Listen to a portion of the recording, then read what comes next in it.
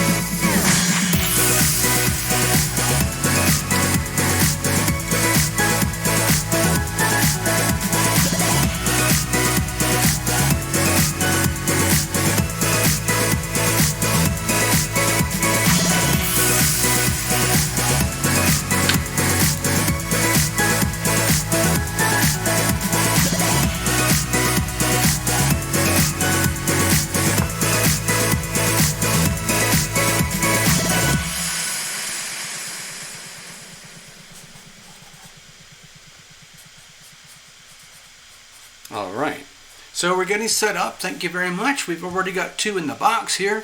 We're going to have a reading for Alsun, messages from the guides. And Alsun has also spotted a reading for Nikki. Thanks, Alsun. I'll put that over here. Very kind, very generous of you. So if there's people out there who've never been here before, like Tanisha, for example, if you've never done this before, you can see from the screen what happens. There's a little button kind of near where you type in your... Hey, Tina! Congratulations! Welcome! There's a button. It's called a SuperChat button. It looks like this, and it's just near to where you type all the stuff into the chat. So it looks like that, and that's the SuperChat button. You press that and that opens up a payment processor in case anybody wants a reading. So there you go. Welcome, Tina. Let me just check in with folks. Let's see what's going on here. Aha! Yeah, there we are. I hope you can see me okay. Greetings, Alsun. Thank you very much. Very kind. And also, so that's kind of cool. So you're going to get one, Nikki. Alson's going to get one. Let's see who else is here. Tina. Let's see. The chat is slow. Tina. 20 for the group. Wow. Kaboom. Ho-ho. Okay, so we're going to have a group reading tonight. No question about it. That's kind of cool. Wow. That kind of puts me on the spot a little bit. but we've done it before. Sometimes there's so much pressure, I feel, so much pressure on the group reading that I can't handle it. But we're going to do it. So Tina, what's that?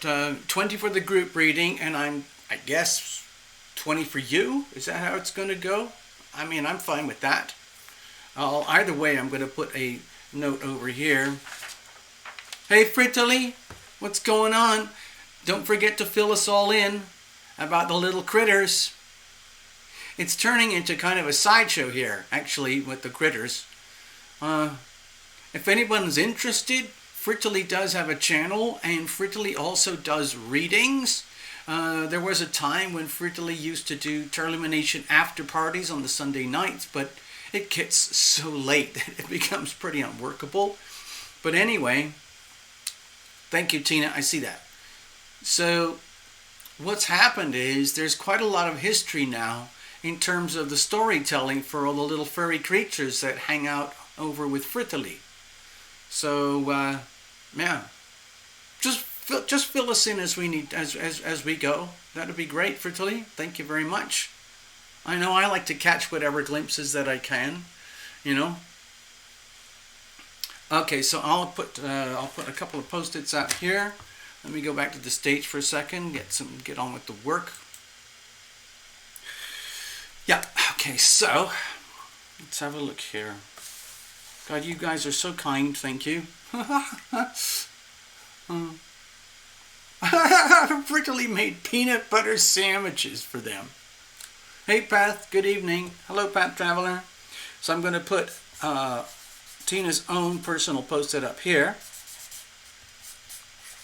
Congratulations! I heard for the everybody's paying for everybody else. It's crazy. Talk about pay it forward. And Nikki just bought one for Path Traveler. I'm just going to put messages over here. So we're going to go wild and big, okay, Tina? Question mark. Question marks over here. And let's see, question marks over here too. And Nikki just bought one for Path. Birthday reading for Path. What? Oh my God, yeah, Leo, all of that. Oh gosh. Right, of course, duh. Leo season. Is that a dead giveaway, Path Traveler? I'll make a little cupcake over here with a candle in it. And that's your birthday cupcake. There we go. So there's your little birthday cupcake. All right, Path Traveler? Show you, baby. Hello. A navel chart reading. Oh, shit, baby. A navel chart reading. Well, first of all, you have to take a selfie of your belly button. And then I read the belly button as though it is a Termination astrodoodle. There we go. And it's amazing how much will be revealed. Hello, Manosh Jyotish. Okay, that's some kind of like yogi name. That's a yoga name. That's a yogi name. I don't know how to say it, but I recognize that. I'm sure it's a yoga name. Okay, I'm going to put the group reading over here. Path Traveler has cupcakes. I'm going to put thank you. Thanks, Nikki.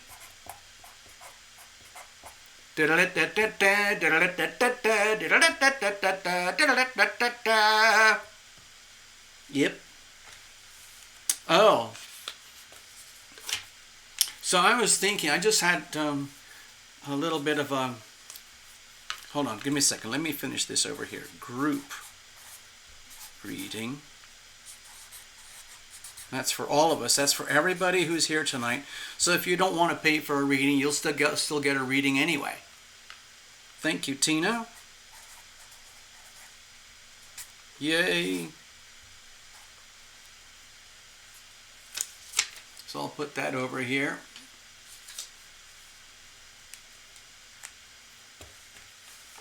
Okay.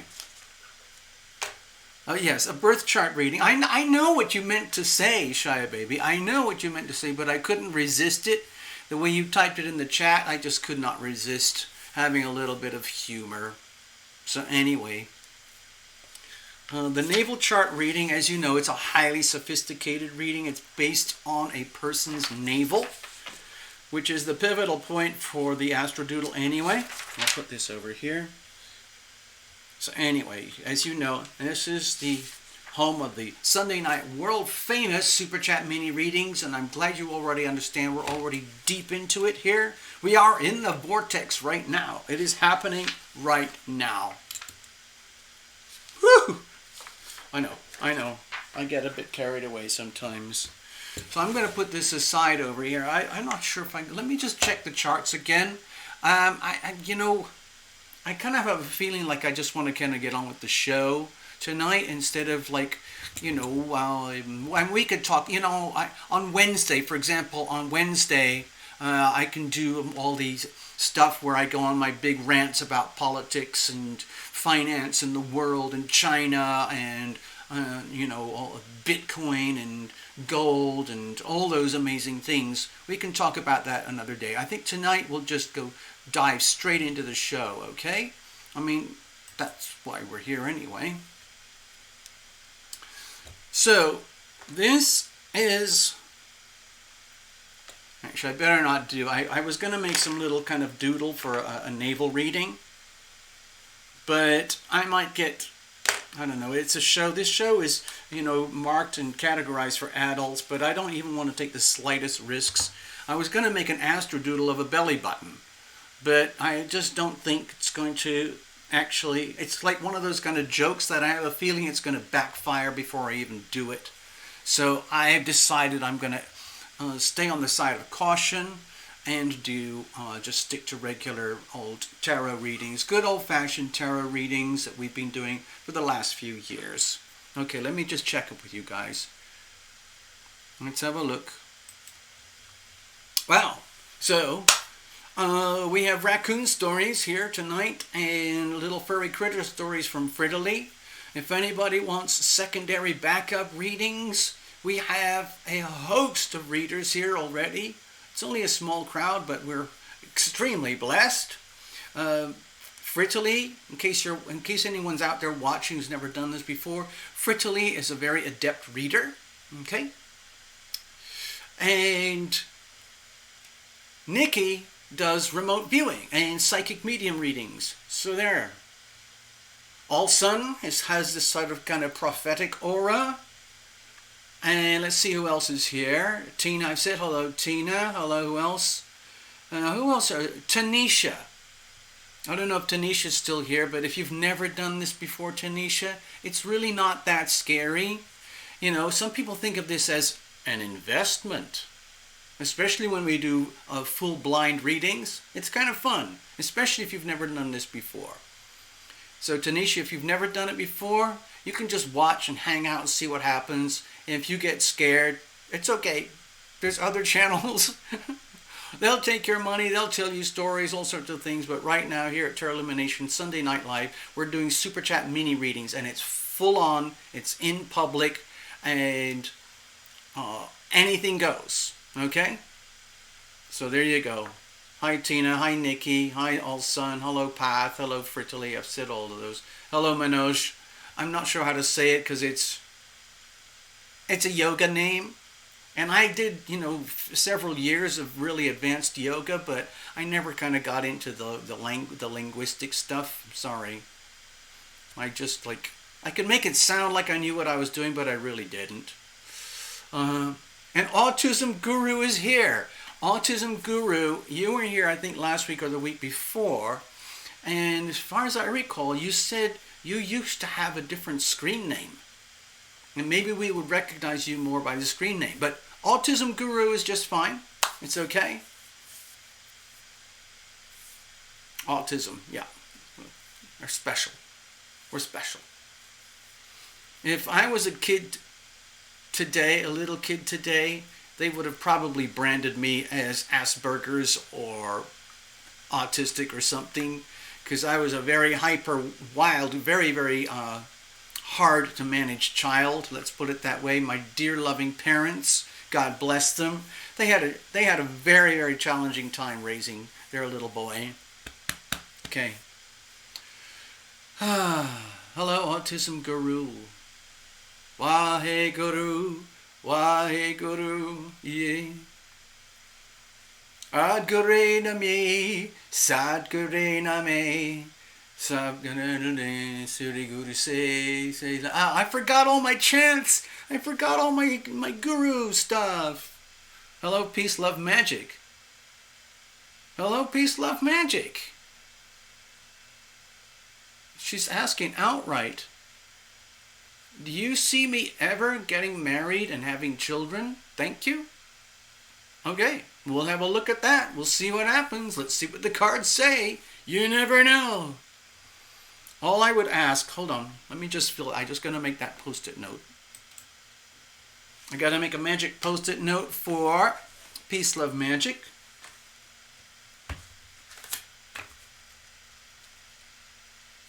Okay. Who else have we got here tonight? We've had all sorts of amazing people. Sometimes we have Joanna the Medium. Now, she's a big deal tarot illumination type. Well, she has a much bigger channel than tarot illumination, but she's kind of a well-known psychic medium on YouTube. Sometimes Joanna shows up. Sometimes we've had Bill Gates. We have had who's that famous authoress? Agatha Christie. We get Taylor Swift. We've had who's that other guy? Stevie Wonder used to come here. It's fantastic. Yeah, we've had all sorts here. I'm not kidding. I can even tell because I can see their little tiny identification picture icons on the screen, and I can tell that was really Bill Gates, and that was also Taylor Swift, and Stevie Wonder, and Agatha Christie. Hello, Queen of Water, down there in Australia.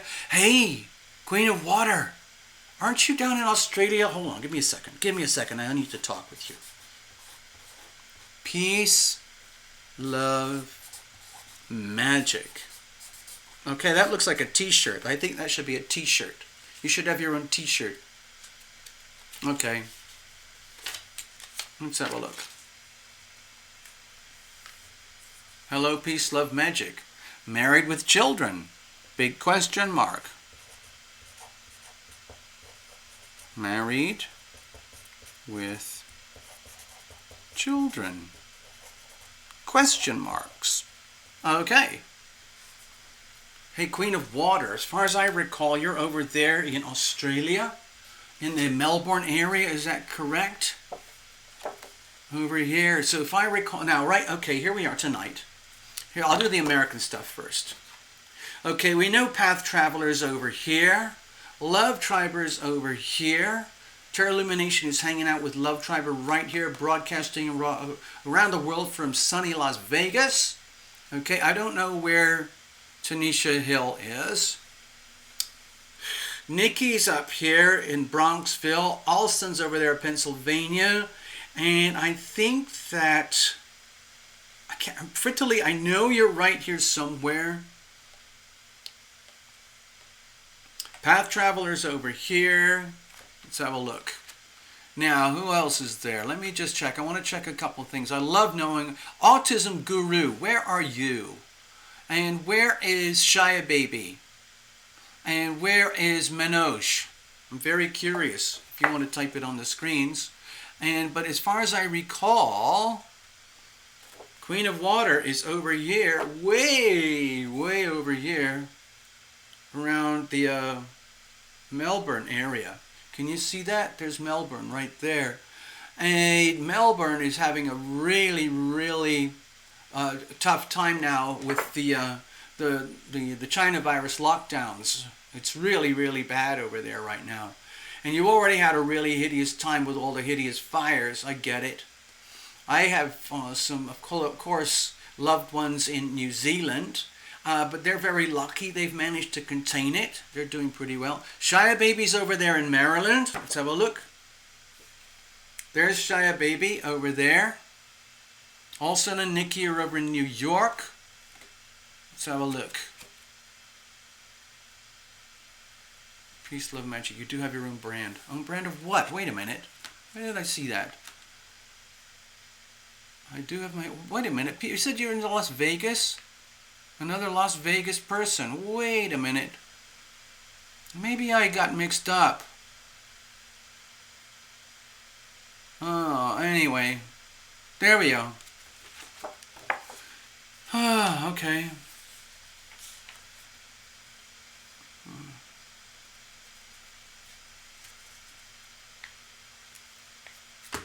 Right, so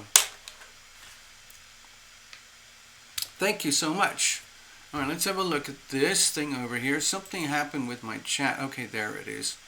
I'm just pressing a few buttons to get things sorted out here so we can get on with the show. And there we are. Okay. So, dear Queen of Water, I hope you're doing okay. I hope you're coping all right. It sounds like your lockdown is very, very extreme over there.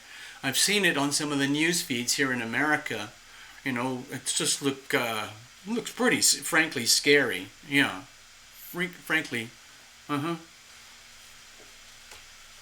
We haven't seen Lena for a while. Lena is usually over here in Argentina. Lena from Argentina. Sometimes we have, God, what's her name? I can't remember her name, but she's over there in South Africa. Sometimes we have a few Brits. Sometimes we have some Norwegians. Anyway, time to get on with the show. I got to get some fluids here. I'm going to check in with everybody, and then we're going to get on with the show. Good evening, everyone. I'm just going to get some water. Be right back. It's already here, but I just have to kind of do a big reach around and get it. Cheers, everyone.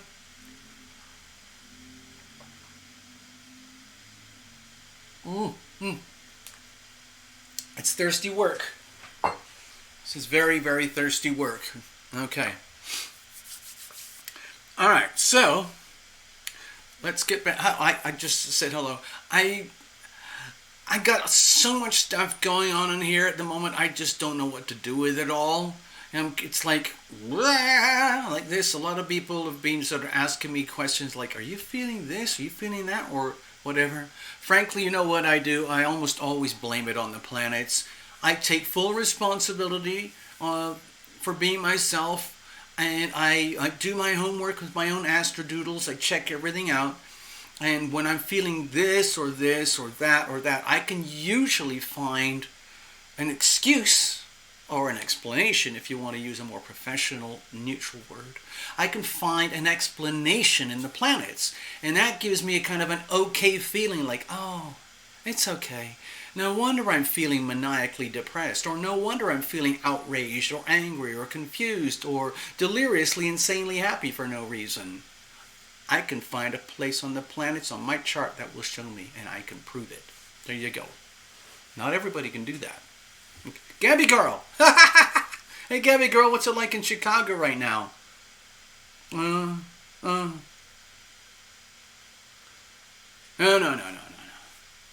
You're welcome. So, all right, let's have a look. Actually, I don't really need this stuff. I'm not going to do an astrodoodle. It kind of doesn't matter. Yeah, I kind of take a neutral position on people who come to the show. Some people are just like, you know, it's like somebody who just eats an ice cream and watches a show because it's something to do. And they don't want a reading, they just want to hang out. Some people get very actively involved. Some of the readers here actually do secondary side readings while we're doing the live tarot illumination reading. So whoever's getting a reading tonight, be aware that on the chat you might be getting secondary readings without even knowing it, okay? Because sometimes that happens. Like when we open the portal here, whoosh, it's like a vortex opens up and anything and everything can happen. It's just, and that's what it's like here. So get used to it. Hold on, give me a second. Let's go back over here. I'm not going to do an astrodoodle tonight. You've seen, it's the same, there's a pattern that's been going on and on and on. It's the Cancer, Capricorn polarity. Right now, Venus is in Cancer, opposing all that heavy stuff in Capricorn. We got a very harsh square with Mars and Aries squaring off with, I'll just do it. Very, very big. I'm not even going to, put any details in. I'm just going to make a very, very abbreviated thingy here. Okay, this is all the Capricorn energy. There's Saturn, there's Pluto, and then there's Jupiter. We've got Venus over here in Cancer. Okay, and we've got the Sun in Leo doing some quirky inconjuncts. Okay, over here, Sun and Mercury. And I'm only going to focus on the scary things because that's where the challenges are. Everything else, let's just pretend it's good weather. But we've got Mars in Aries over here, and this is where the troublemaking is happening as far as I'm concerned. So we have this very, very challenging energy here. These are hard square energies between Mars in Aries. I'll put that over here. Mars in Aries, hard squaring with all of this stuff over here in Capricorn. Really, really challenging. And of course, that's very pivotal for the United States. The United States was born with Venus in Cancer, so we have a bit of an issue here, So all of that stuff is a little bit tricky. So if anyone has, in particular, has strong Capricorn, Cancer, Aries, Libra axes, or a Leo axis, or Aquarius axis, pay attention. I just say pay attention. I'm going to leave this aside. This is a tarot. I better sign it because it could be hijacked, or I could get some ransomware on this anytime. So I have to be very careful with intellectual property. Here we go. So this is another Tarot Illumination Astrodoodle, and it is for the 9th of August, 2020. And this is for Earth. There we go. So there we go. That's it. That's your astrodoodle for tonight. Super, super, super simple. Okay, let's put that aside and let's get on with the show. I'm going to put those over here. Put this one over here. Give me a second. Okay.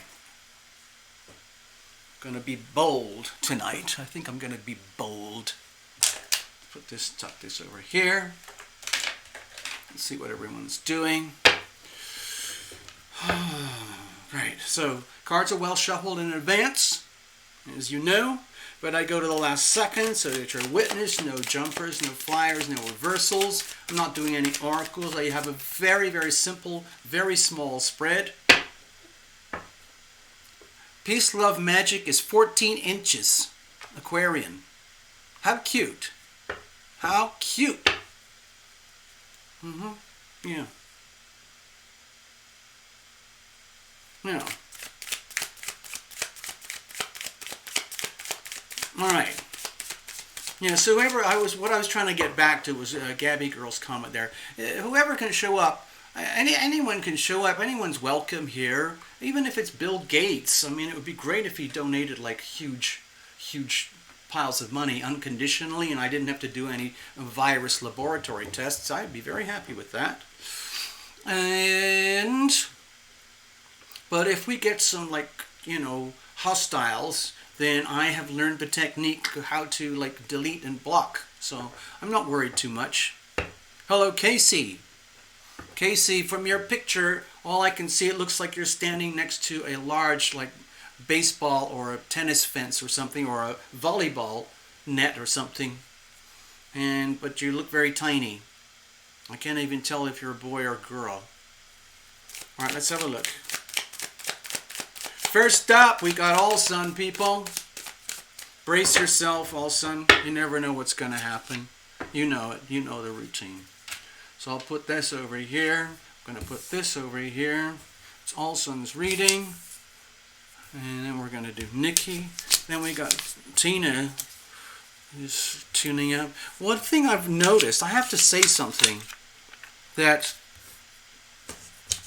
I know, even though we've got a small channel, it's sort of like a little boutique-y place. There's a lot of consistency here, and what I'm noticing is that the wealth builds up on the wealth. I notice that there's like a mutually beneficial energy that I sense here. Like, I help you guys, you help me. It works. It really, really works. I really benefit from what you guys do and how you do it. Okay. Oh, it was Path Traveler called it. Oh, okay. See, look at that. Wow, just from that tiny little picture on the screen there. I don't know if you can see it in the chat, people. Lol, yes, I was watching my boys play baseball. It's not a selfie kind of girl. Okay. Welcome, Casey. Thanks for hanging out with us. We're going to do our first reading right here. I have to tell you all, son, it's way past happy hour here, so if you don't mind, I'm going to use this as my excuse, or let's just say a reason for starting my happy hour. Stay right there. Some of you have been at this channel for several years now, so you know my habits well. I like to have a little sip of the hard stuff well into happy hour. It's just a sort of a medicinal thing for me. I don't really, honestly, hardly drink that much is all, but I do love a beverage. I'm going to share something before we get on. Okay, I can't resist. I have to do, I've got a captive audience here. Have you noticed I'm trying to start to do these shows every 2 shows a week now. The Sunday Night Live, we keep that, but also this Wednesday thing, Wednesday morning, which allows a lot more people across the world to participate. And on that show, I give myself permission to rant about all sorts of things, about the political left wing, the political right wing, the big conspiracy theories, the Federal Reserve and the United States debt farm, the CCP, Chinese Communist Party, and the slave camp, and how we're all getting played. It's a lot of fun, but I can't do this. So this is my only chance where I get a little treat. But during the week, pretty much every evening when it comes to happy hour, I have my little... And I just wanted to share with you, like, some of the stuff that I'm learning. People send things. Thank you, Path Traveler. All sorts of stuff from across the world. A link to this and a link to that. And we kind of connect all the dots together. And there's this fellow. His name is... What is it? George Gammon? George, Gammon. And he's kind of like a finance coach and something. But he's really good at explaining the things that I just all I do is sketch them out. But he explains them in great detail. And he uses these huge blackboards, and they're sort of like an astrodoodle. And so Love Triber christened them. And she calls them gamographs. It's worth checking it out. It's worth checking out the George Gammon channel and checking out some of his videos that explain how the Federal Reserve works and things like that, because he uses gamographs. And he likes a sip of the hard stuff.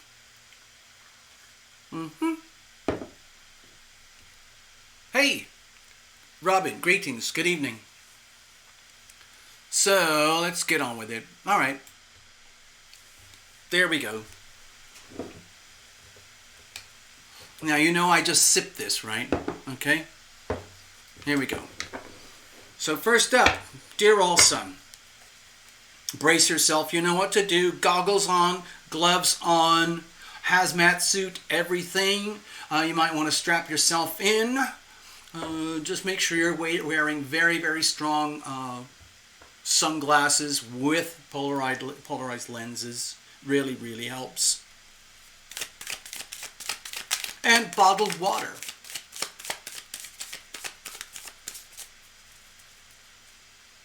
George Gammon. Did you know gammon, I think it's a French word for bacon or ham or pork or something like that? Anyway, there you go. All right, all of a sudden you ask, so what kind of messages? By the way, I'm picking up a lot of, I don't know how else to describe it, but sparkles at the moment. And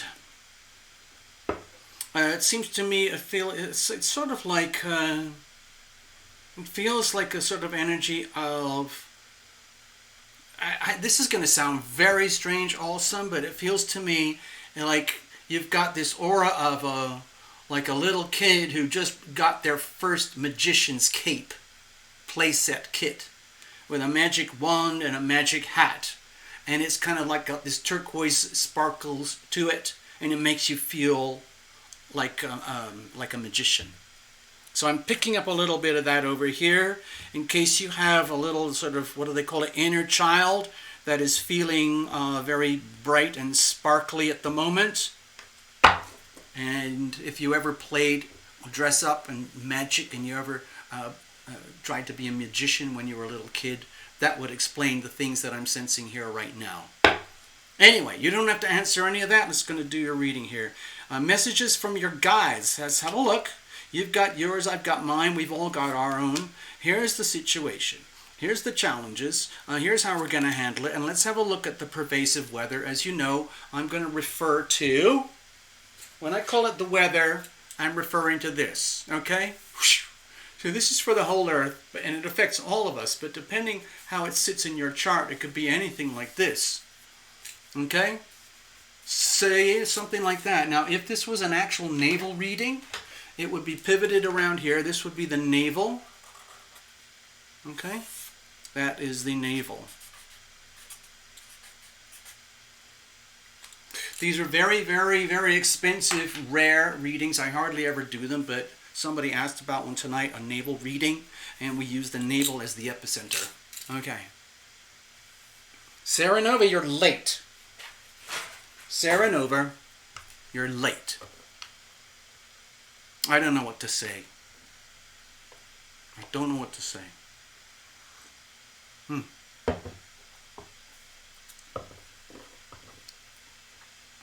Okay, it's story time. So if you want to, this whole reading here right now is purely for All Sun. So in the meantime, you can entertain yourself with stories from Fritile. She's sharing the latest with her furry friends. Here we go. So regarding the weather, we have the Eight of Swords. So what I'm sensing here is that I'm just kind of being a little bit vague here, but I'm also divulging a little bit. We have a very, very strong Leo energy right now. Sun in Leo, Mercury in Leo, opposing all the Aquarian energies. And Aquarian energy, I often associate that with magic. And so to me it feels like the energy of a magician is a very strong kind of energy and requires a lot of self-confidence. And to be able to conduct oneself as a magician, as a mature, capable, functional magician, what I'm sensing here is you have to be very, very acutely aware of all the nuances that are happening around you. To me, it looks like the energy of a Rubik's Cube.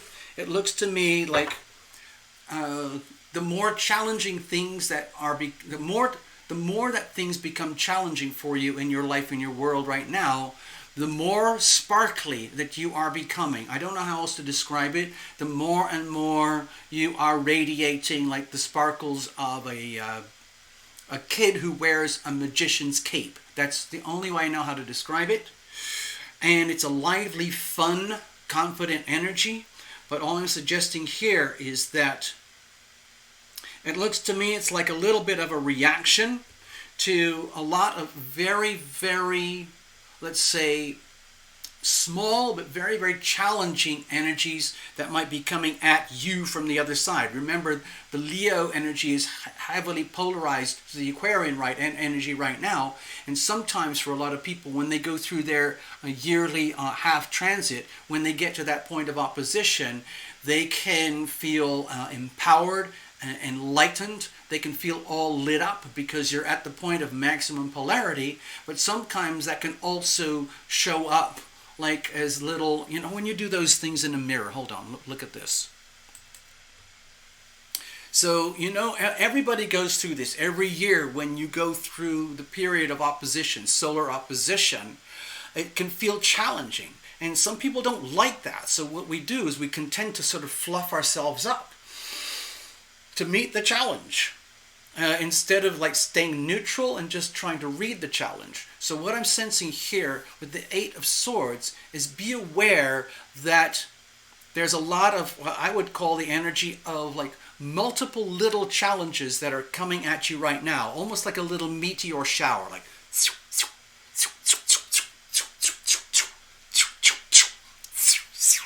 and like on a science fiction movie, you are getting through it all and you're doing just fine.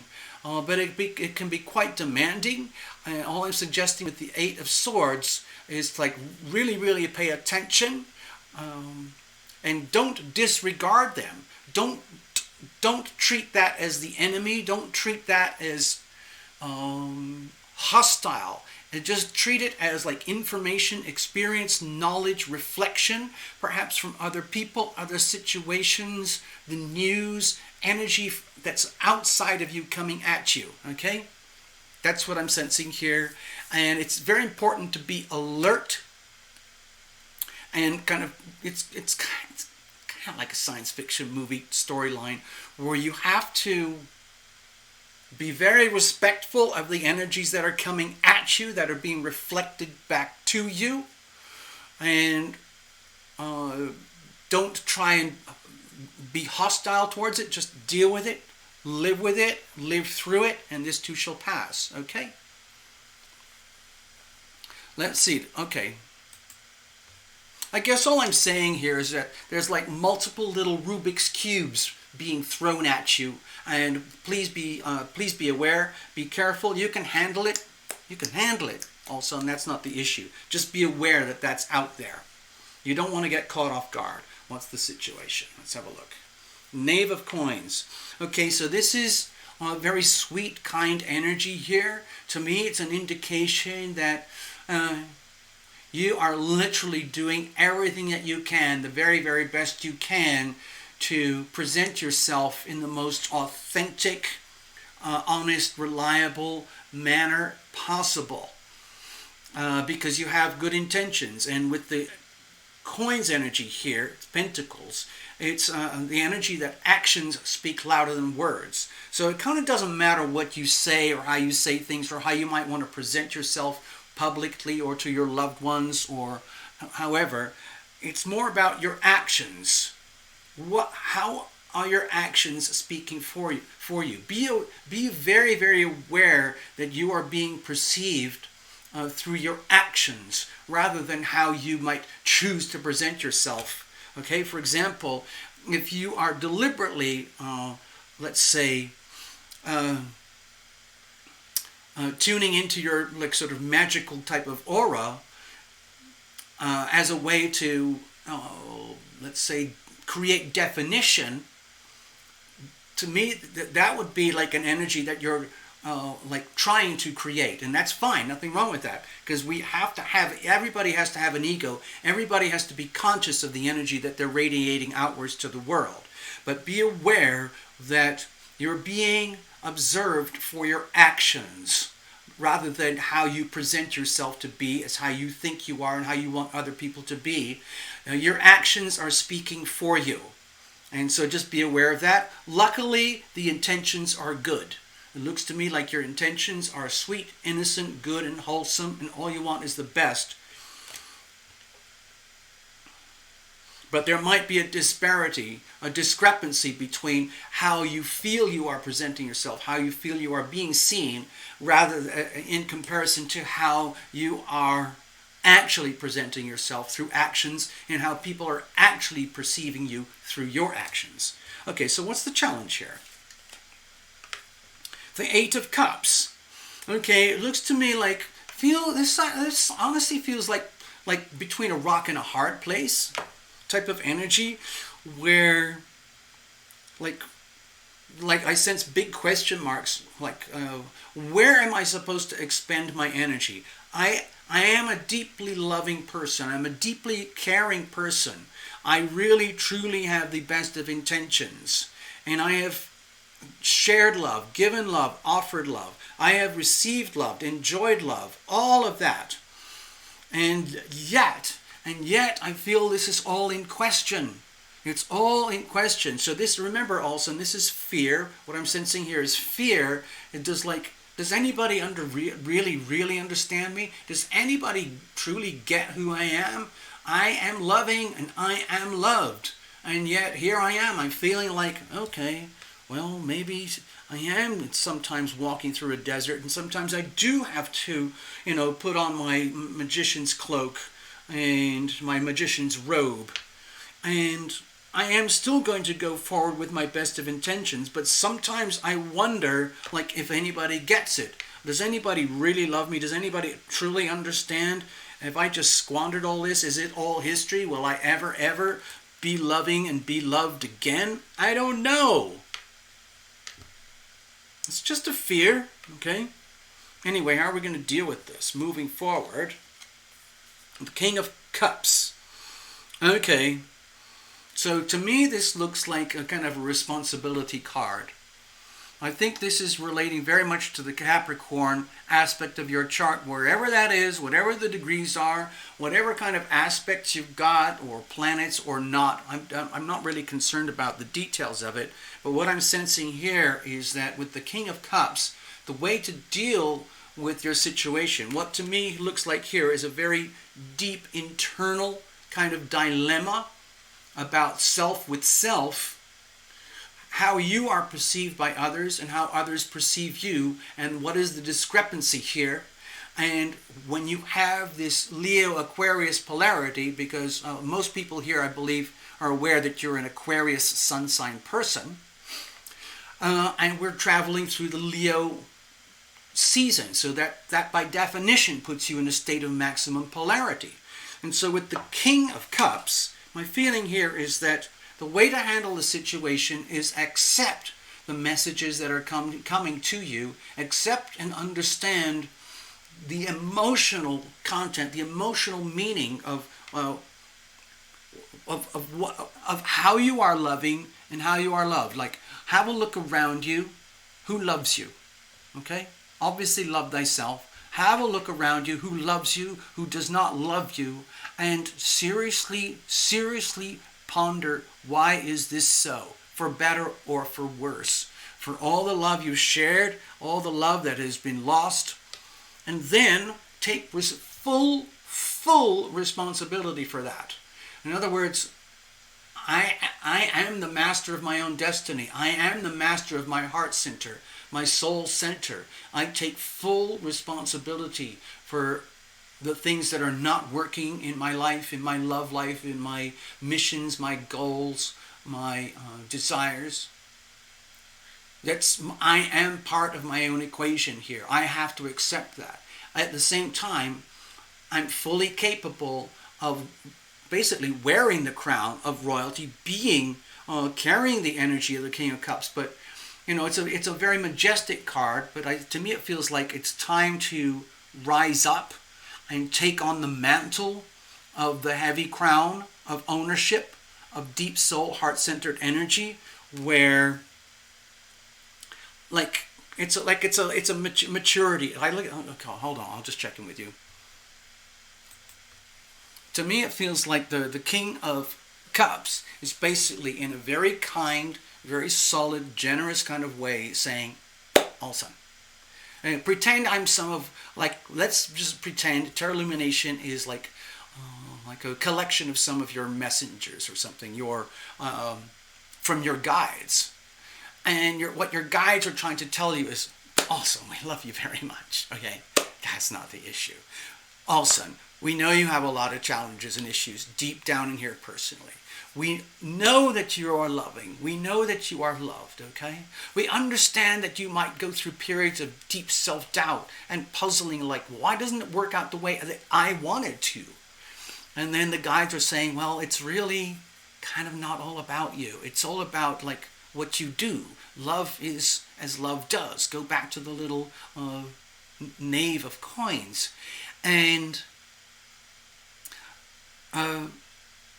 and the message is very, very simple. Like, be aware of what you do and how you do it. Like the words you say, the actions that you do, and is there a loving intention there? I'm sure you mean well. I know that your guides know that you mean well, but with great power comes great responsibility. And if you're one of these souls who's being like branded or cast to be a light messenger, a light worker, there's a lot of responsibilities and burdens that come with it that if you knew what they were before you put on the mantle of being a light worker, you would probably never choose to be a light worker. Okay? But you are, so you have to wear the crown. You have to carry the responsibilities. And it becomes, I mean, as selfless as you might be already, it requires becoming even more completely egalitarian, selfless than ever before. And that's so hard to do when you're already that way. Okay? But anyway, it's a work in progress. Everything's good.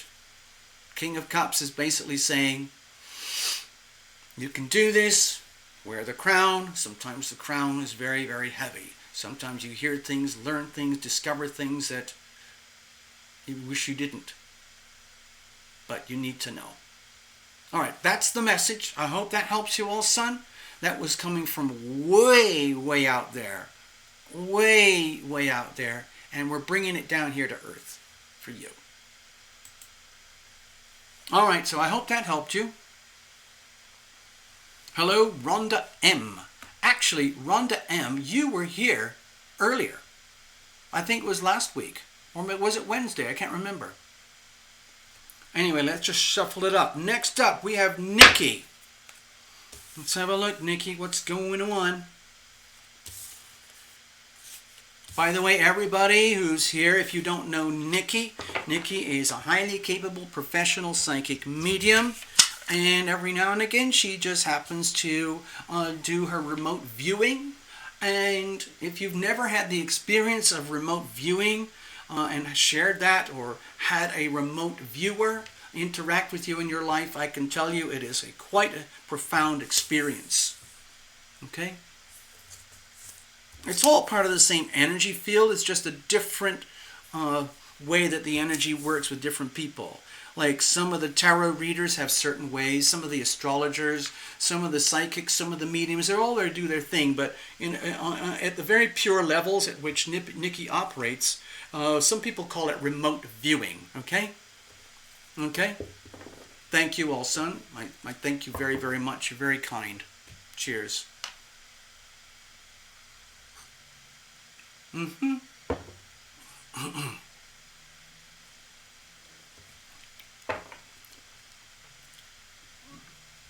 Well, look, we have another reader here tonight. We got Robin. Robin's Realms reading. Peace, Love, Magic. I can't remember if you're a reader, but I think you said you're in Las Vegas, so that's kind of cool. Casey, I can't remember. Oh, hey, Casey, it looks like you've got that whole healing hands thing going. That's very much what we do here at Terra Illumination. I don't really promote it a lot, but, you know, your hands are holy. I just want to put that across. Just want to mention something. When I went through my years of advanced yoga stuff, most of which I've forgotten, by the way, I'm sorry, I forgot a lot of it. I had problems with the language. I'm an English-speaking person. I've tried to learn multiple languages. I failed at all of them. And so I've been trying to very, very slowly and painfully create my own do-it-yourself homemade yoga practice, which is based on English speaking. So I write these songs that are like chants, and I use them in my own practice. I guess what I was trying to say is that it's like I ended up having to figure out something that works for me, and I found like, wow, this works really well, so I try to share it. That's mostly what I try to do on this channel, is to present, share what I know, share what I can, being loving and being loved, and so on. And so much of it is to do with our hands. if you look at your body, our hands, your hands, are holy. Be aware of what you do with your hands, especially when we're talking about, like on All Sons reading, actions speak louder than words. A lot of the actions that we commit in our lives are expressed through our hands. We use our voice, of course, and sometimes we walk to work, walk back from work, do the shopping, do the groceries, go to school, do our jobs. But in each situation, if you're very lucky to have all of your limbs and they're all working, then you realize how much energy is conveyed and conducted through your hands. So please be aware, your hands are holy. Your hands are sacred instruments of the healing power of love. And the sooner the world wakes up to that, the happier and better off we will all be. I'm just trying to do my part. Okay, next, Nikki. Hello, Nikki. All right, let's have a look. All right, let's have a look. I'm going to shuffle it all up. I did a little bit of shuffling, but we're going to do some more.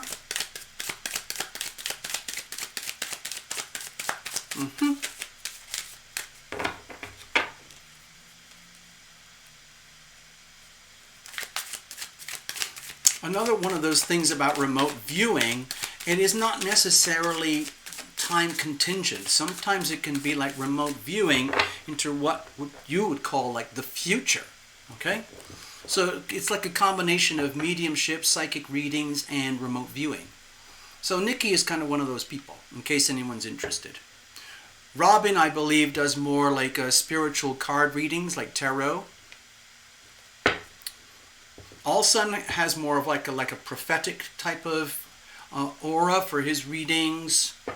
Love Triber does very high precision readings using the traditional playing card deck, and so on. And you're all welcome to interconnect with each other. I know a lot of you support each other and help each other on the side. That's awesome. All right, let's have a look. Messages from Nikki's guides. Oh, be prepared, everybody. Anything can happen here. Hello, Ellie Mae. I see you. Hello, Alaya Brunner. Hello, Alaya. Hey, Alaya, I think you've been here before. And Ellie Mae. I have a feeling both of you have been here before. Anyway, we've got, we're pretty full up with readings tonight. I'm not sure if I can take much more. We might be able to take one, but that'll be about it. So see, the thing is, the group reading is going to be a big reading. Okay, so we have to be careful.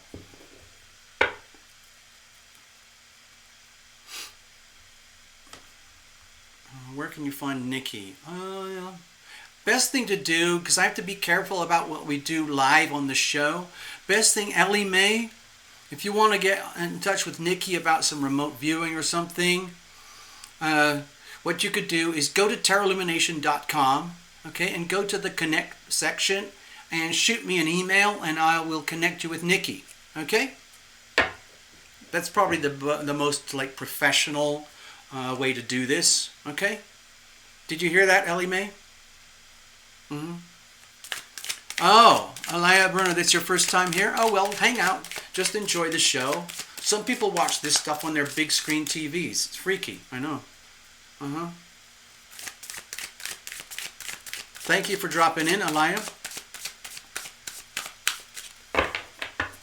So, some of you know Nikki very well. She has an abundance of spiritual guides. Sometimes they get quite mischievous. All right. Let's have a little group huddle here. All hands on board. Oh my gosh. Nikki. God. I just have to share something with you. Nikki, this is going to just another one of those weird things where some of your pranksters, some of your guides are out and out pranksters.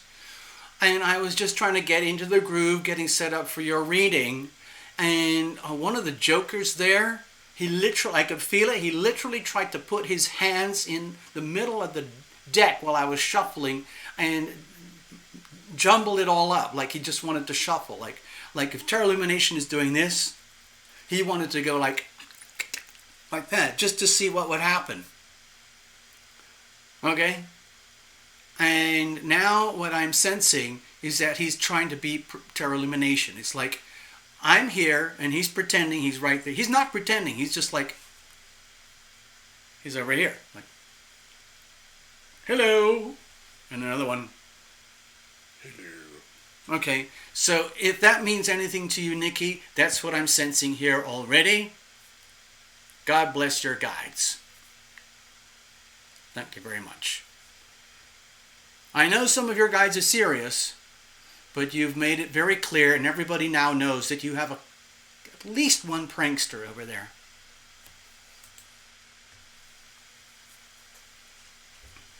All right, let's have a look.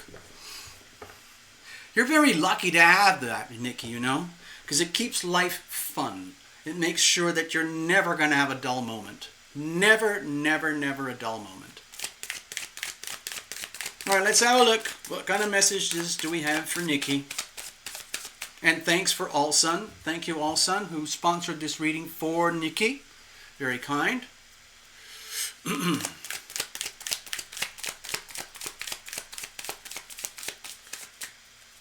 Oh dear, oh dear, oh dear.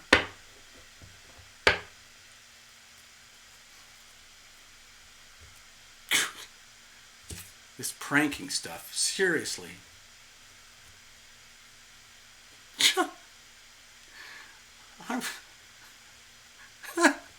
Okay.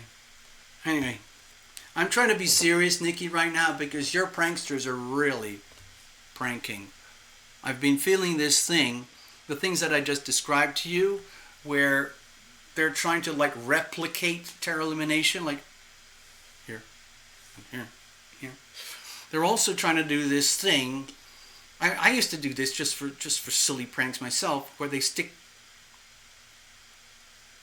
their fingers in your ear just for a joke, just to try and block the sound. I'm not actually listening too much. There's a tiny bit of music in the background, but it's just for atmosphere, and I don't really need to hear because I'm actually, taking my cue from the chat, but they're still messing with my ears, and I don't know why.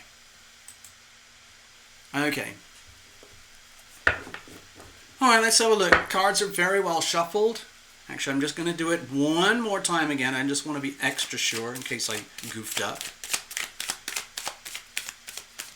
I know, Nikki. I don't know how you deal with it 24/7. Whoa! Get out of there. No jumpers, no flyers. Oh my God. All right, let's get serious. Come on, people. This is a very professional channel, as you know, and we do things properly here. There we go. Thank you. Thank you very much. All right. Even though you've got a bunch of jokers here, Nikki, this is a serious reading, okay? Just letting you know. And even though I may have cut the cards already, we're doing it again just to be extra sure. Here we go. Here's the situation. Here's the challenges. And here's how we're going to handle it. Let's have a look at the weather for you. Again, I'm going to preface all of that with this, and however that affects you, I'm going to read it through the cards, okay? There we go. So we have the Knight of Wands. To me, this feels sort of like a Terra Illumination song. I am guided, I am protected, but it's more being reinterpreted for you. You are guided, you are protected. This is like an energy of chivalry, an energy of doing whatever has to be done to get done what has to be done. And it does require, let's just say, I don't know, courage, bravery, a sense of confidence, victory. So, to me it feels like, it's like To me, this is not your energy. This is what is around you. It feels to me that you've got people, like let's just say you've got people, okay? Have you heard that expression, Nikki? You've got people, and they really, really, really want what is best for you. However that looks, that's not, no, I'm not talking about the details here, but really, seriously, Nikki, you are guided and you are protected. And that's not just your invisible friends. That's not just your guides, but that's real people in your life. Your loved ones, family, friends from this channel, all that. You are, I would say, much loved, much appreciated, and you are, let's say, being guided and being protected, which is a little bit different from saying you are guided and you are protected, okay? Let's have a look. What's the situation itself? The Magician. Whoa. Okay. So, to me, okay. I just heard something from one of your guides, and it was definitely, I can't tell if it was male or female, but it was like an energy saying, like, be careful how you say this, Terra Illumination. You don't want to let this go to her head. But Nikki needs to know that it's almost, this is a really weird reading, because it's like this is your reading, but there's a lot of external energy coming here into the reading, Nikki, for you. And so when I see this, it's like, yeah, sure, Nikki, get into your power, get into the zone. It is time to like really kind of become more and more fully aware of your power, your strengths, your gifts, your qualities, and even more than ever before, kind of get used to them, and then figuring out, well, what am I supposed to do now? Because it's a very powerful card, and I think Magician card here is saying, like, it's almost like, this is weird, but it's like, this isn't like, I don't see this as you. I think this is a message about you, to you, from your loved ones, your guides, where they are supporting you. They want you to come more and more into your power, if that's even possible. See, the thing is, it's like the problem with this reading, it's almost like the problem with being Nikki. The problem with being Nikki is that you've got these gifts already. You're born with this gift, and it is growing, and it's growing in power. And then the question is, what do I do with that? Because you have access to you have everything that you need, and then the question becomes, well, what am I supposed to do with that? And it's really, really hard. You know, a lot of people who do what we do, Nikki, like, you know, readers, astrologers, people who give consultations for other people, when you get really deep into it, you're kind of way, way out on the precipice. You're way, way, like, it's like you're operating way, way up in the stratosphere, almost out into outer space, and where you are comfortable. A lot of the people who come to this channel naturally have very high frequency operating systems. They're high sensory perception beings, okay? Which is fine. Like, you know, if you're in a crowd of people like that. But a lot of people who want readings or get readings are operating at different frequencies where they don't necessarily have the fluidity or the access to operating at these super high frequencies, where you can experience things like psychic mediumship and remote viewing and messages from invisible friends. And so it ends up where people like Terra Illumination, Robin, Love Triber, everyone here who is even remotely a reader, all of us go through that struggle, like, well, what am I supposed to do with this? It's so weird. Like, how can I prove it? It's just like, You know, where does it come from? Ah! And you could go to the James Von Prague School of, spirituality or something, or you could go to a super advanced yoga, you know, training or something like that. Everybody has this to some degree, but it's a question of degree. And so, Nikki, I think the message here is that be aware of the power that you have. And then also be aware, like, with great power comes great responsibility, but also, like, well, what am I supposed to do with it? Because you're already doing things with it. But the chances are you're going to be around on this planet for a long time to come, and then that has to integrate more and more into your life going forward. And so what does that look like? Imagine going into your magician's, secret room where you have all your magicianship stuff, and you start looking around. You're already being Nikki, okay? But I think with the magician card here, it's an indication, like, be aware how awesome that is, but go and if you imagine you have this secret chamber where you keep all your skills and everything for magicianship, remote viewing, psychic medium, and all of that, go into that in a very kind of neutral way and pretend it's not yours and look at it like, what is this? What is all this stuff? What are these gifts? What am I supposed to do with this? How am I going to optimize this? What is the point in all of this? Why was I made this way? Why am I this way?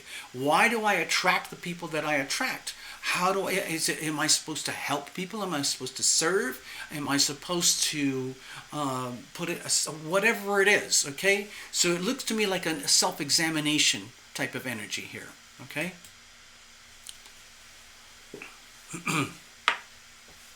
Alright, so what's the problem with all of this? Queen of Cups.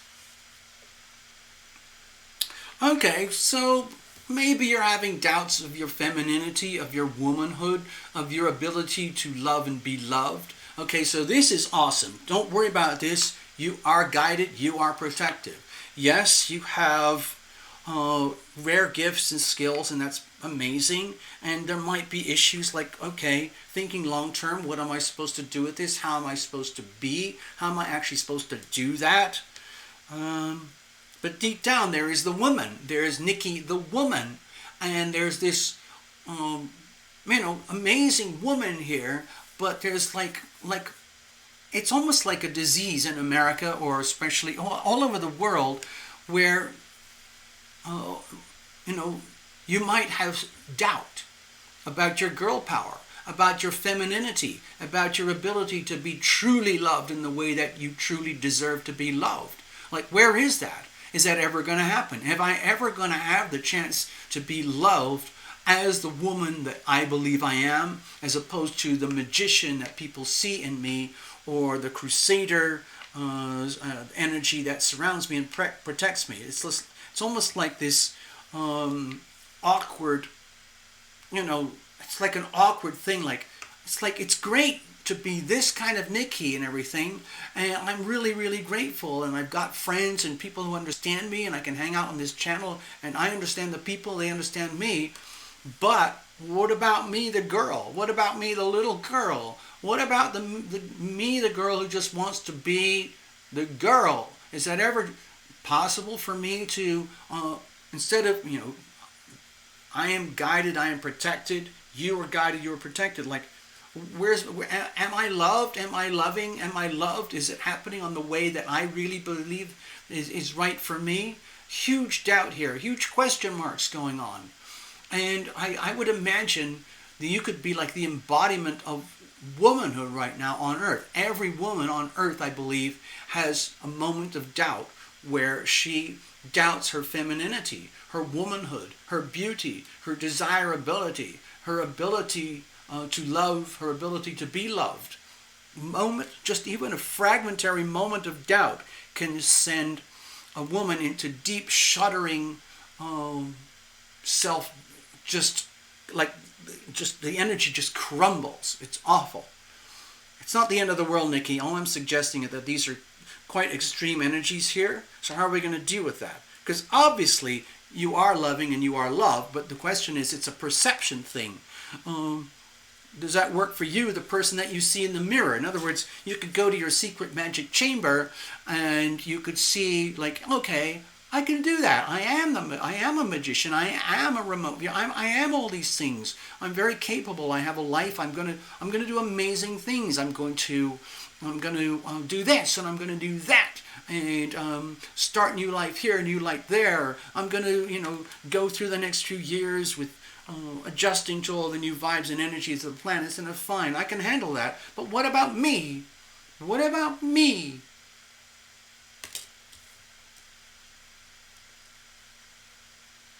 Okay, how do we handle this?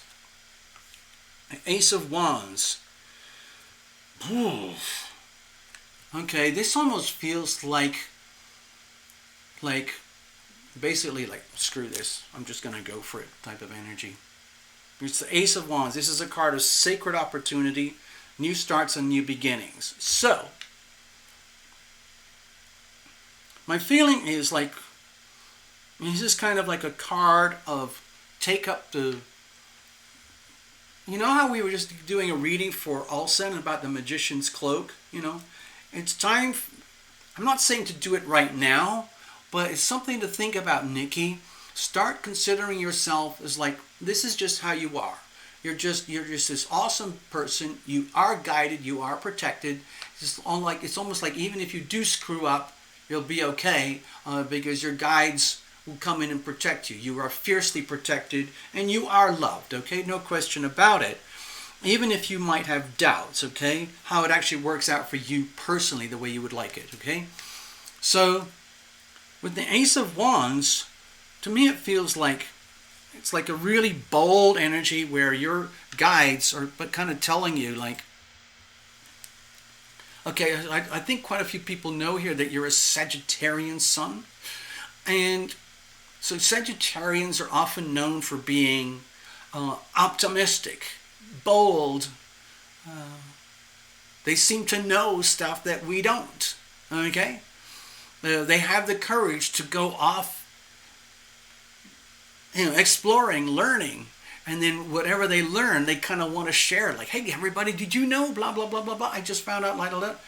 And they tend to be very self-convinced of their own perceptions, as though it is a universal truth.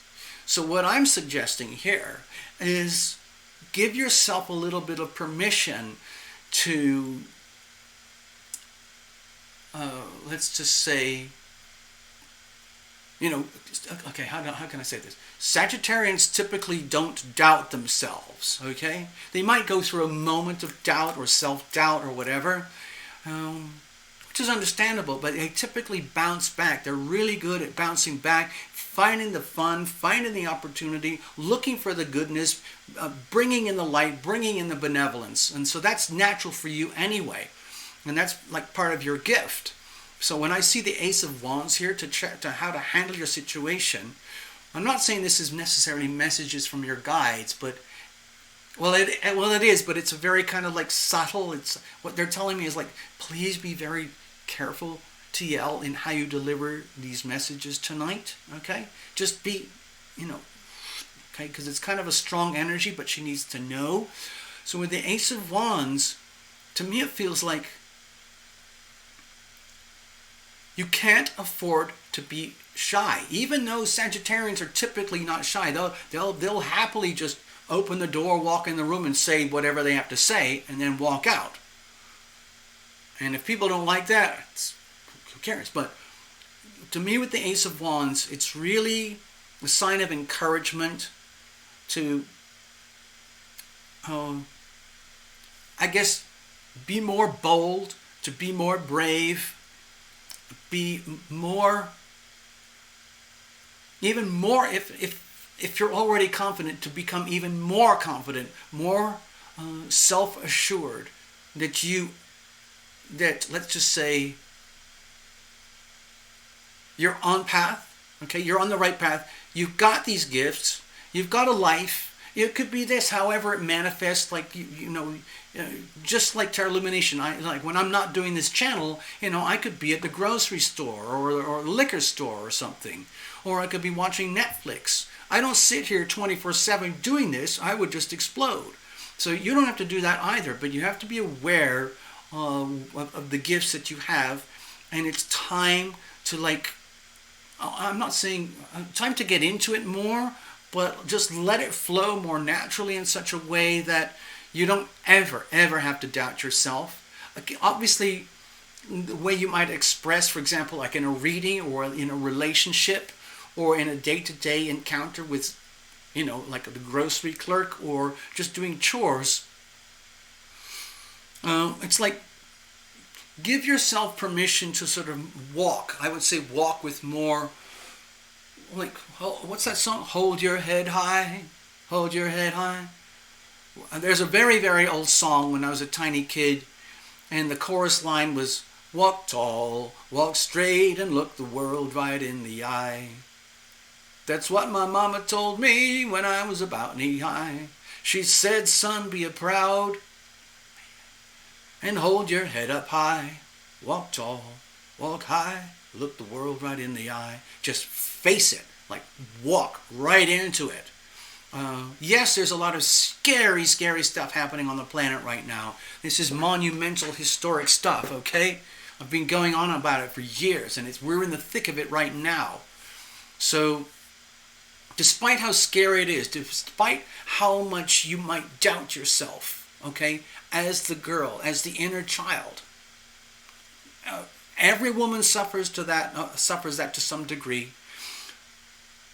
You go forward anyway. You live in your light, you live in your power anyway, knowing that you are guided, you are protected, you're probably heavily guided, heavily protected, because essentially you are so vulnerable. So you've probably earned it that you have a massive array of guides who are there for you, including your entertainment guys on the side, the jokers, pranksters. It's all to keep you in good form. So sure, have your moments of doubt now and again, but don't doubt yourself. The Ace of Wands is saying, freaking just get up and go for it. Say whatever you have to say. Don't apologize if you have to say something like really Sagittarian, really blunt, really right into someone's face. You just do it. Okay? You just do it. Including your actions. Like, I don't want to do that anymore. I don't want to. And you don't have to explain or justify or apologize or feel guilty. It's just like, I want to do this. I'm going to do that. I don't really want to do that anymore. I don't want to do that anymore. I want this. Okay? And it's just very pure. It's very simple. Very, very simple. Very, very pure. But simple is not easy. Okay? Especially if you're having even a fraction of self-doubt. But you're good to go. You're going to be fine. You're going to be good to go. You just have to kind of remember this in the background, like a little tick reading, like you're going to be fine. All right? So to me, that's very encouraging. I'm glad we did this. Thank you all, son. Maybe Nikki just needed to hear that. Maybe she just needed a bit of a pep talk. That's all. And give it some time, With all this stuff that's happening with the planets right now, all that Pluto and Capricorn stuff, the pressure is intense. It's not going to go away anytime soon. A couple of people have checked in and said they're feeling like this chronic fatigue kind of energy. And that can simply be from having to deal with these very, very heavy, slow transits with the reality check police. This stuff here. Okay? This stuff here, Saturn, Pluto, and Jupiter, all in Capricorn, very, very tightly aligned in the degrees up here in the high 20s. That's a lot of pressure. It's an astronomical amount of pressure. That was a joke. Astrological amount of pressure. And this exists somewhere in everybody's chart. This is for Earth, but this could be for you. It could be here, it could be here. But wherever this point lies in your chart, there's a tremendous amount of pressure there right now. And that can be draining after a while, including moments of self-doubt. But you're okay and you're going to be okay. Okay. Oop. An Irish tavern song. Yes, that's what it was. All right, Tina, let's have a look. What's going on? So we're going to read for Tina, then Path, and then Peace, Love, Magic. And I think that's probably all I'll be able to handle tonight. Simply because we've got a group reading, and that's going to occupy quite a lot of space here on the show. So we've got 1, 2, 3, 4. It's really like 3 readings and a really big one. So we'll see how that all goes. All right. So Tina, thank you again for your kindness, your generosity. Tina, everybody knows Tina here. Tina's been here almost since the beginning. Tina has been going through a lot recently, a lot of big changes in your life, and you're coming out the other side. Congratulations.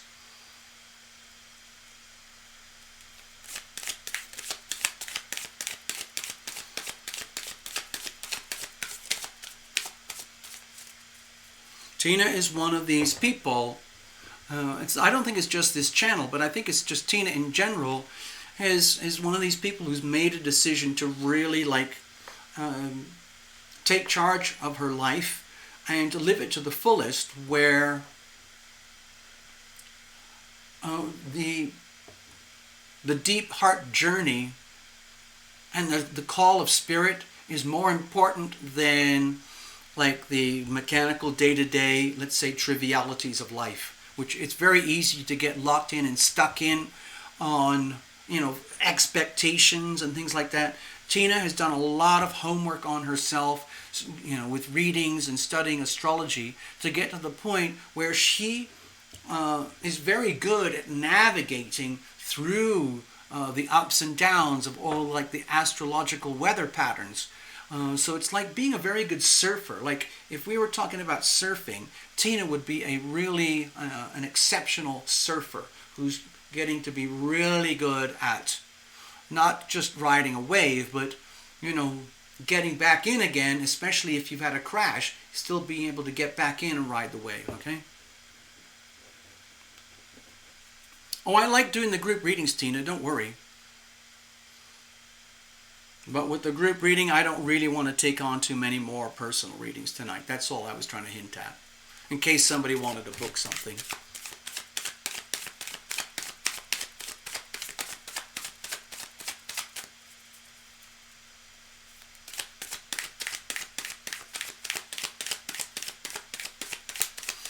Let's have a look.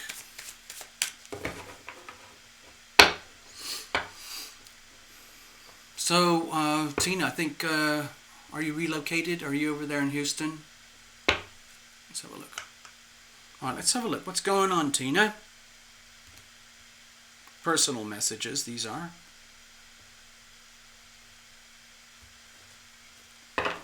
Okay, here we go. Here's the situation. Here's the challenges. And here's how we're going to handle it. And let's have a look at the weather for Tina. All right. So we've got the 8 of Cups here. What I'm feeling right now with the 8 of Cups, I don't know if you're feeling it this way, Tina, but I have to give you my take on it, is that in some ways you've been through a lot more than maybe you are aware. And there's these... When I look at the 8 of Cups, I often think of like a very big book that's had lots and lots of chapters, what I would call lifestyle package deals, where you did this in your life, you did that, you did that, you did that, did this or that, where you were loving and you were loved. You were hurt and you got lost, but you loved again. You shared your love with others, others shared their love with you. It could have been with the pets, it could have been individuals, people, family, and everything. And with the 8 of Cups here, sorry, my camera's freaking out for some reason. What I'm feeling here is that you've done a really graceful job of living through huge changes in your life, okay? But there's some kind of grievous loss here, and as you move on, and there might have been a little bit more pain and suffering than you were allowing for, but you've done such a good job of getting through with it, you might not be aware about how much pressure you've been having to deal with. Oh, hold on. Oh, Tina, I'm going to see Katie outside of Houston Park. My son-in-law had a heart attack last week. Oh my God. Okay, so that's what you might, maybe that's influencing this a little bit here, because there's a feeling to me of like, well, what am I supposed to do now? Because,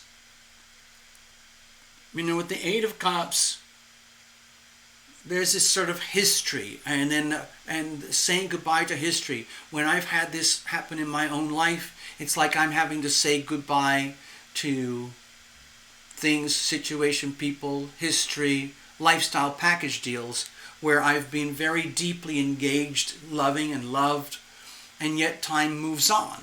Now, I don't know if that's relating to your son-in-law who had the heart attack.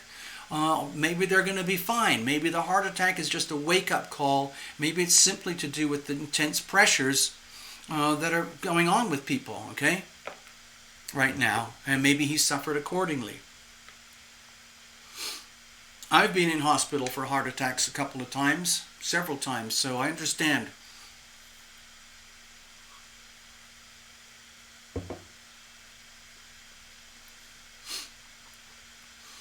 Okay.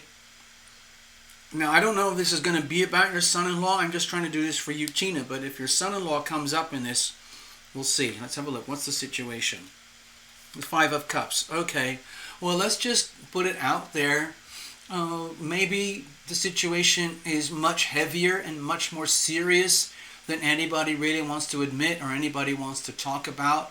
It obviously has the energy of tragedy and grief associated with it. And it might be, Tina, that you might be picking up on the collective energy, Tina, because you've done so much work on yourself to become this person who's basically really good at navigating through the challenges of life, and you've kind of made it your mission to bring love and healing into the lives of your loved ones around you.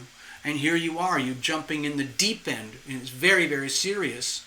And this is kind of like, to me it feels like you end up being a vessel for the collective energy, where obviously if your son-in-law is loved and appreciated, and if there's children or grandchildren associated with that, this is a very potentially tragic, frightening, scary situation, especially, I'm not going to say the obvious thing, but it's very, very scary. I know when I was in hospital and I ended up with heart attacks, and I had family members where there had been a lot of animosity, but when it came to those very profound moments in life where you're here or you're not here, I realized deep down that I was very much loved by my siblings. So that came through, but still it's a very tragic, painful way for people to become aware of that. And you might just be carrying the energy of the collective, okay? So, hold on, let me read the notes there. He's 41. He is one main block. He's a main block in the right artery. Okay, my gosh, that's okay. And he's got 4 kids, so that means your grandkids. Ouch. Okay, so it might be an idea to do like a little bit of a prayer for your son-in-law.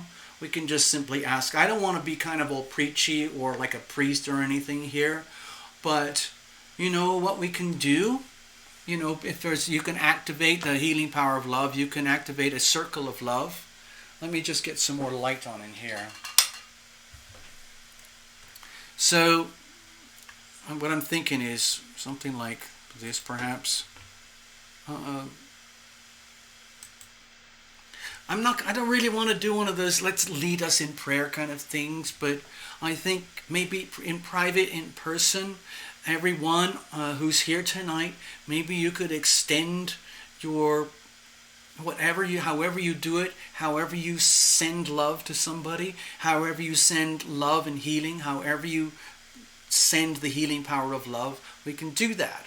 I typically use my hands because I've been through like healing programs and training programs where your hands are used as instruments for healing, for remote healing. I don't know if you've heard of that, but remote healing would be very appropriate in a situation like that. Even if you've never done it before, if you're in a position right now, everyone who's watching, and you don't have to have your hands on your device or your gadget, or if you're nibbling snacks, if you want to, you can go like that. You can hold your hand up towards your device or screen and just basically from your heart or through your voice or through the text or something, just for a moment, offer the healing power of love to Tina's son-in-law, and he heals and gets better, okay?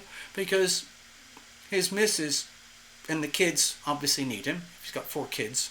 It's kind of a big deal. He can't really leave right now. It would not be cool for him to leave. So he has to recover. So he needs a lot of healing. So sometimes, well, what you can do, I know it sounds weird and corny and like, what is this? But it actually can be an extremely powerful tool. The healing power of love can be radiated from above like this, almost like a laser beam coming out of your hands. In fact, let me show you something. Stay right there. Okay? I'm going to get something. Stay right there. I'll be right back. Chat amongst yourselves.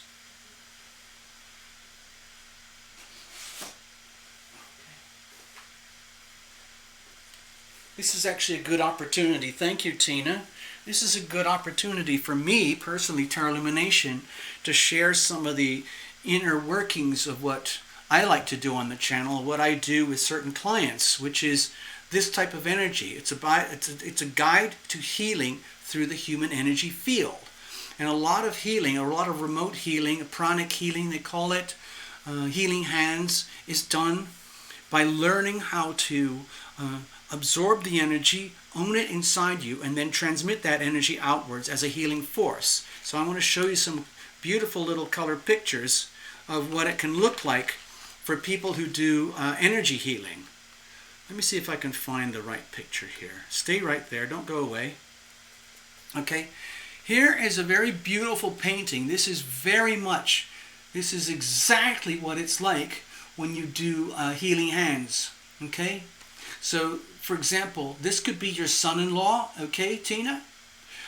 This could be Tina, or this could be anyone here on the channel. This could be the kids, your nieces, nephews, grandkids, all of that. Everybody, all the people on the channel here. What you can do is just give yourself permission to be an instrument of the healing power of love. And ask your invisible friends to join you from up above and get really close, and then treat your hands as transmitters of the healing power of love. It sort of looks like, let me see if I can find the other pictures. Stay there, don't go away. Here's an example of what happens in a professional healing environment with energy healers, okay? So this could be your son-in-law, and this could be like the energy of your invisible friends who actually extend the healing power of love into the body. And it's miraculous what can happen, okay? It's absolutely mind-boggling how this stuff works when you really get into it, okay?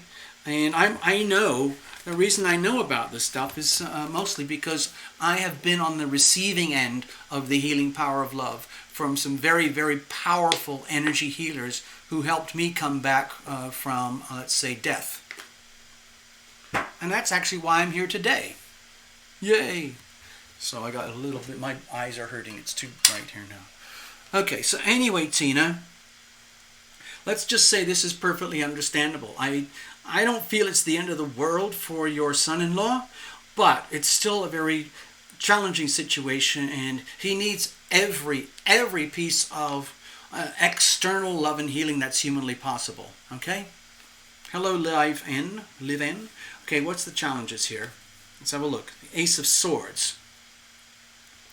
Okay, so the Ace of Swords energy, to me it looks like the deep fear is like the revelation of truth, of what does this really, really mean? What is the real, deeper, bigger meaning of this particular situation? I don't think it's possible to get out of this reading without dealing with your son-in-law. So my feeling is that the challenge is understanding what is the spiritual message. It sounds really weird, a little bit preachy, but what is the spiritual universal truth that is being revealed in your life, in your world, in the lives of your loved ones, the family people, the kids, and everybody. The fear of what is being revealed in this situation. In other words, it's very, very shocking when somebody has a heart attack, especially when they're only 41 years old and they've got 4 kids. It's like a shocking revelation of what does that really mean? What is the truth? What does that really mean? What are you going to do in life from here onwards?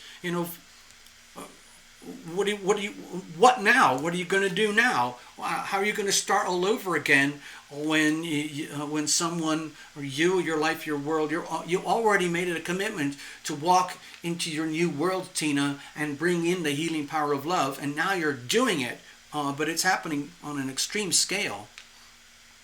Okay. Hello, Heather. Hello. Let's have a look.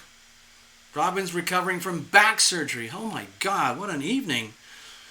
All right, let's have a look. So how are we going to deal with this, Tina? 2 of Cups. Okay, to me it looks like the KISS rule.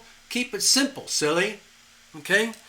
The way to deal with this is kind of go back to absolute basics. Okay, it's like, maybe this reading isn't just about, maybe this reading, even though it's, prefaced with your son-in-law and the heart attack, my feeling when I see that Ace of Swords here, the way to handle the situation is to look at this as an incredible opportunity for bringing people together in a kind of like a truth bomb, like almost like a nuclear truth bomb, where it becomes very, very simple. It becomes incredibly simple, like maybe one at a time. It might be like, I don't know the age of the children, but instead of, okay, someone has to be the adult in the room, okay? So Tina, you're there, you made it kind of your mission to be this healer person, taking your professional career as a healer and taking it to the next level. You're turning into a next level healer, and you're diving in the deep end already. And so my feeling is that the way, this is your reading, it's about you, the way to handle it is understand yet, yes, this is very scary, it's very traumatic, and there's the potential for a lot of grief. But someone has to bear the mantle of being loving, being loved in a very simple, pure way.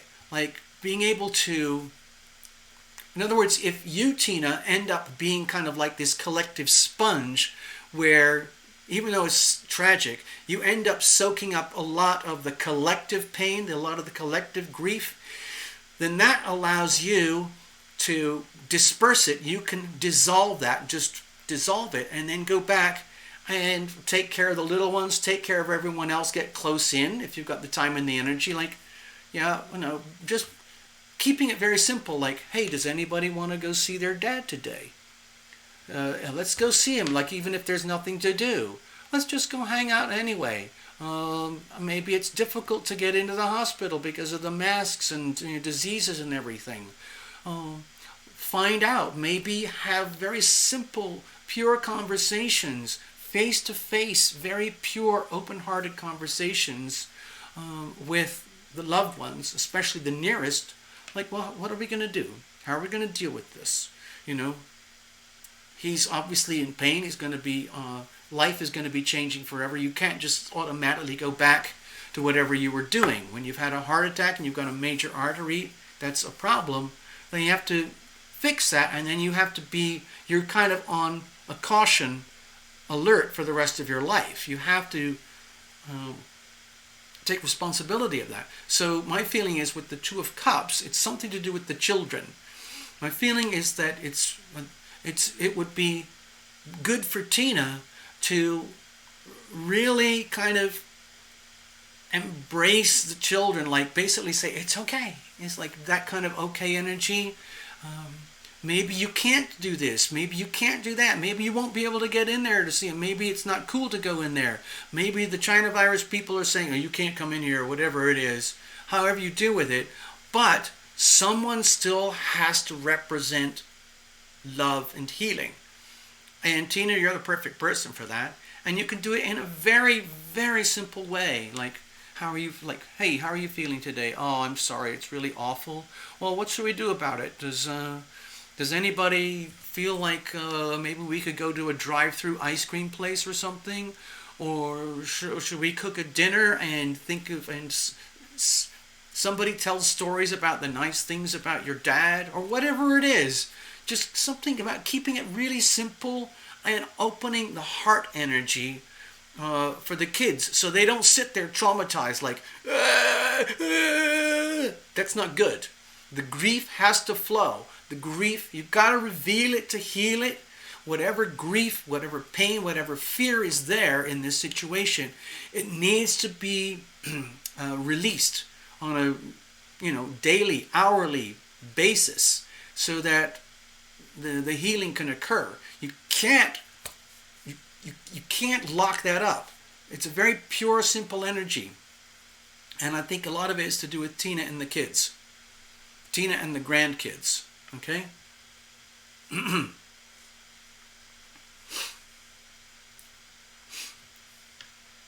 Okay. Hello, Ivona. I see you. Okay, I just want to check on the notes here about... hold on. Okay, hold on. What's this about the age of the kids? I'm missing a lot of things on the chat here. Sorry, Tina.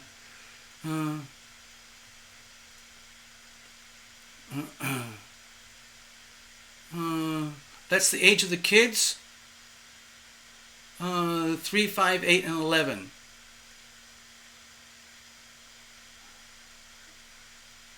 Hi, Heather. So, Robin, you're healing from back surgery. Maybe Tina might go up and visit Robin. Hold on. That's the age of the kiddos. Okay, so that's what I'm sensing. It's very much, I think this reading is very much about the kids, and for Tina to be there for the kids and to make sure that love flows and that the healing power of love flows like no matter what. And you kind of, this is actually an amazing opportunity. It's like Tina's diving in the deep end, or she's slipped and fallen into the deep end, and now she gets to be Tina Miller on the mission that she set up for herself. Okay? Yeah. Okay. What's that? Okay. All right. So I hope that reading made sense, Tina. I'm sure you get it. This is actually this is actually an incredible opportunity to like recalibrate life. You're there now. You're with your loved ones there with you, and this is an incredible opportunity for you to shine and to like be this instrument of love, healing power of love, especially for the kids. Okay, the grandkids. Well, your kid, but also especially the grandkids. 3, 5, 8, and 11. So they need that strength right now. So the timing is absolutely perfect. It's absolutely perfect. Yeah.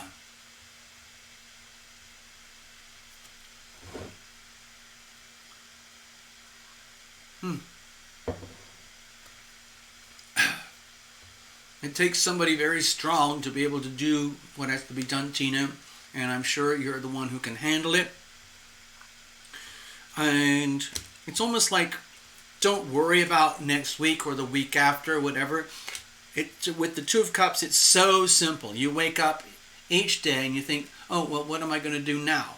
What am I going to do right now, right now, right now, right now? And then you just do it. And it's all to do with loving and being loved with the kids. Like if you can distract the kids with cooking, distract the kids with like a little, go for a drive, or something, or distract the kids with a project or some games or whatever it is, so that they just automatically believe and know that Dad's going to be okay, even though it's a really scary situation. Love rules, okay? There's a huge amount of cups cards here, okay? Okay. Thank you, Tina. Next up, Path. Let's have a look.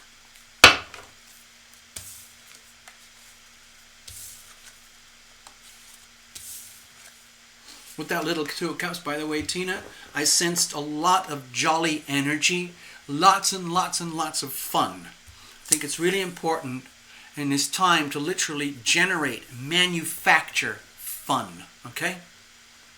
If that makes sense to you. I hope so. I'm just going to shuffle this up.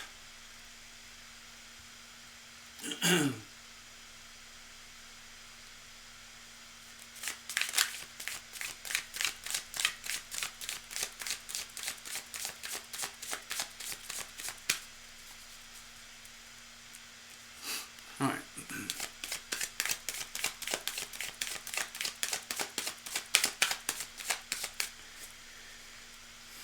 It's really kind of quirky here, I just want to share something with you guys. What I'm noticing here, the more and more we do these shows, there's more and more of a sort of a consistency. I get used to doing what I do. I get used to you guys being here. I get used to your kindness and generosity. I start to take it for granted. I start to take liberties, but I don't feel too bad about it. It's like a comfort zone. I feel really comfortable with you guys, and every week we usually get one or two newbies showing up, and it's fun. They get to see what we do, how we do it, and we've all, in our own kind of quirky ways, we've become very mutually self-supporting. It's like a mutual self-support system or something, or like a support group, and it seems to work in its own really bizarre way, even though we're all thousands of miles away, and it's almost like, okay, well, so what? So that's one thing I wanted to mention. Another thing I wanted to mention tonight is that the way the readings come in, the way they go out, it's like divine timing. Like the right reading happens with the right person at the right time for the right reasons. And it just seems to work. Like with Alson's reading, with Nikki's reading, and these feelings of just like, for me, it's like the invisible friends. They come in and they go out, or like a message comes in and the message goes out. And when I was many years ago, when I was really struggling with psychic mediumship and all of that stuff, that's before I was working as a professional medium psychic. Not as a consultant. I didn't really like doing psychic mediumship readings, but anyway, as I kind of grew into it, there was a huge part of me which really didn't want to do this stuff. I don't want to do this. It's not me. It's not who I am. I'm an artist. I'm a writer. I'm a musician. I want to be a pop star. I want to make music. I want to make records. I want to finish my book. But what I am actually is here doing tarot illumination. And it's almost like there's this sort of,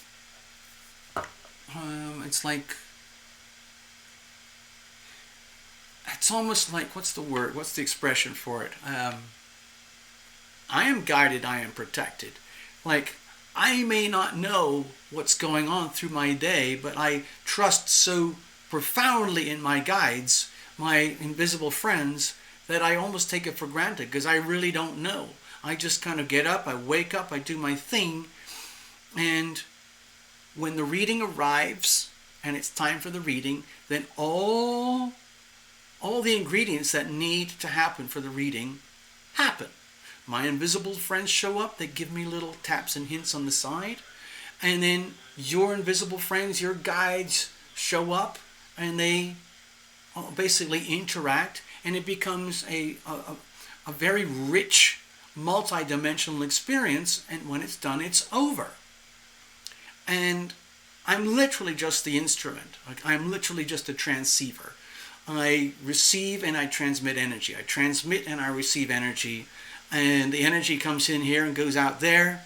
And so I'm literally just an instrument of the healing power of love. And I didn't really plan this. I certainly didn't want it. But anyway, this is how it is. And I just wanted to comment that in the last few weeks, I'm noticing how it's becoming a richer, fuller experience, and how everything is basically, it's almost like divinely ordained. It's almost like everything is exactly as it should be. The right people show up at the right time for the right reasons. And we learn what we need to learn from each other. I share what I can with you. You share what you can with me. And it seems to work. Thank you. Thank you, thank you. Okay?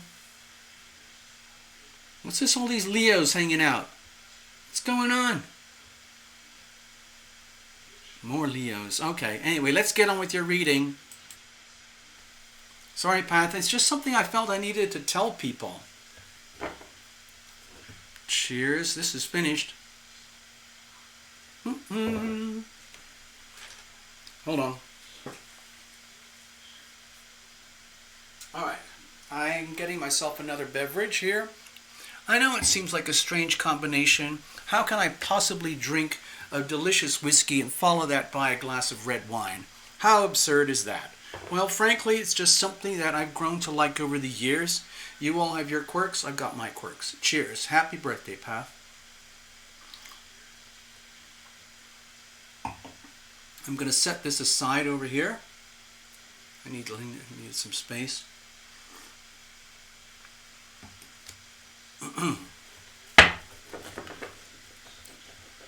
All right.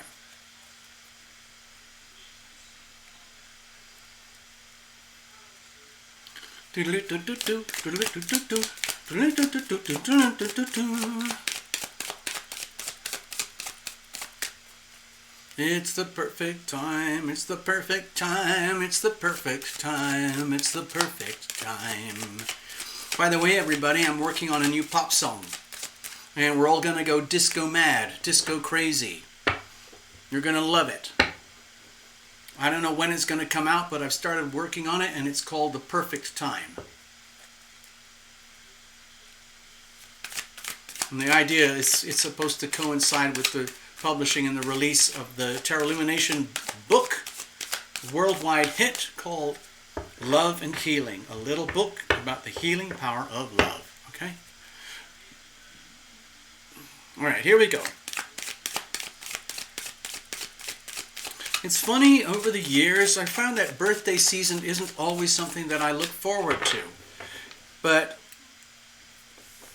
one thing for sure is that birthday season kind of really brings you, people are usually aware of it. You could call it like a solar return. After 365 days, the sun comes back to the same place where it was when you were born, the same degree. And you get this sort of affirmation thing. It's kind of like being honored and respected, like, well done, you've made it another year. And then also a little bit of a reality check, like, by the way, you might want to take stock of where you've been for the last few years, and you might want to have a really good examination of where on the heck are you headed. Okay, cards are cut. Let's do this. Here's the situation. Here's the challenges, of course, and here's how we're going to deal with it. Now, I know it sounds outrageous, but in some ways we could take this as a birthday reading. And, like, what are the messages for Path Traveler? You could even say, like, for right now, for the moment, but I've done readings which extend for a whole year, only out of a few cards. So it's perfectly possible. I'm not sure. Let's just see what shows up here. 10 of coins.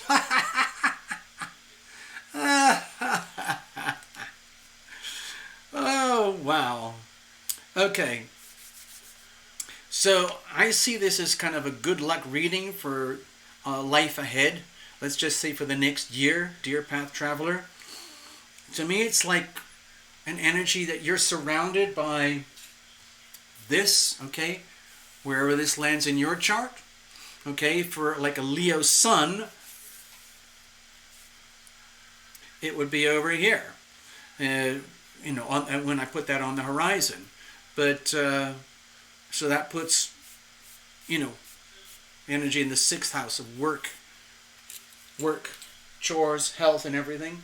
So what I see here with the 10 of coins is that you're surrounded by good fortune, abundance in the things that really, really count, in the physical plane, like home, things like home, food, friends, family,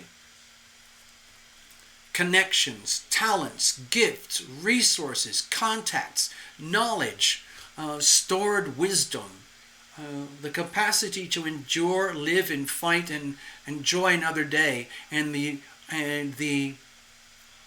it's like a combination: the opportunity, the obligation, the ability, the right to prosper and grow, and to like really look around your life and your world and realize, my God, I'm freaking lucky.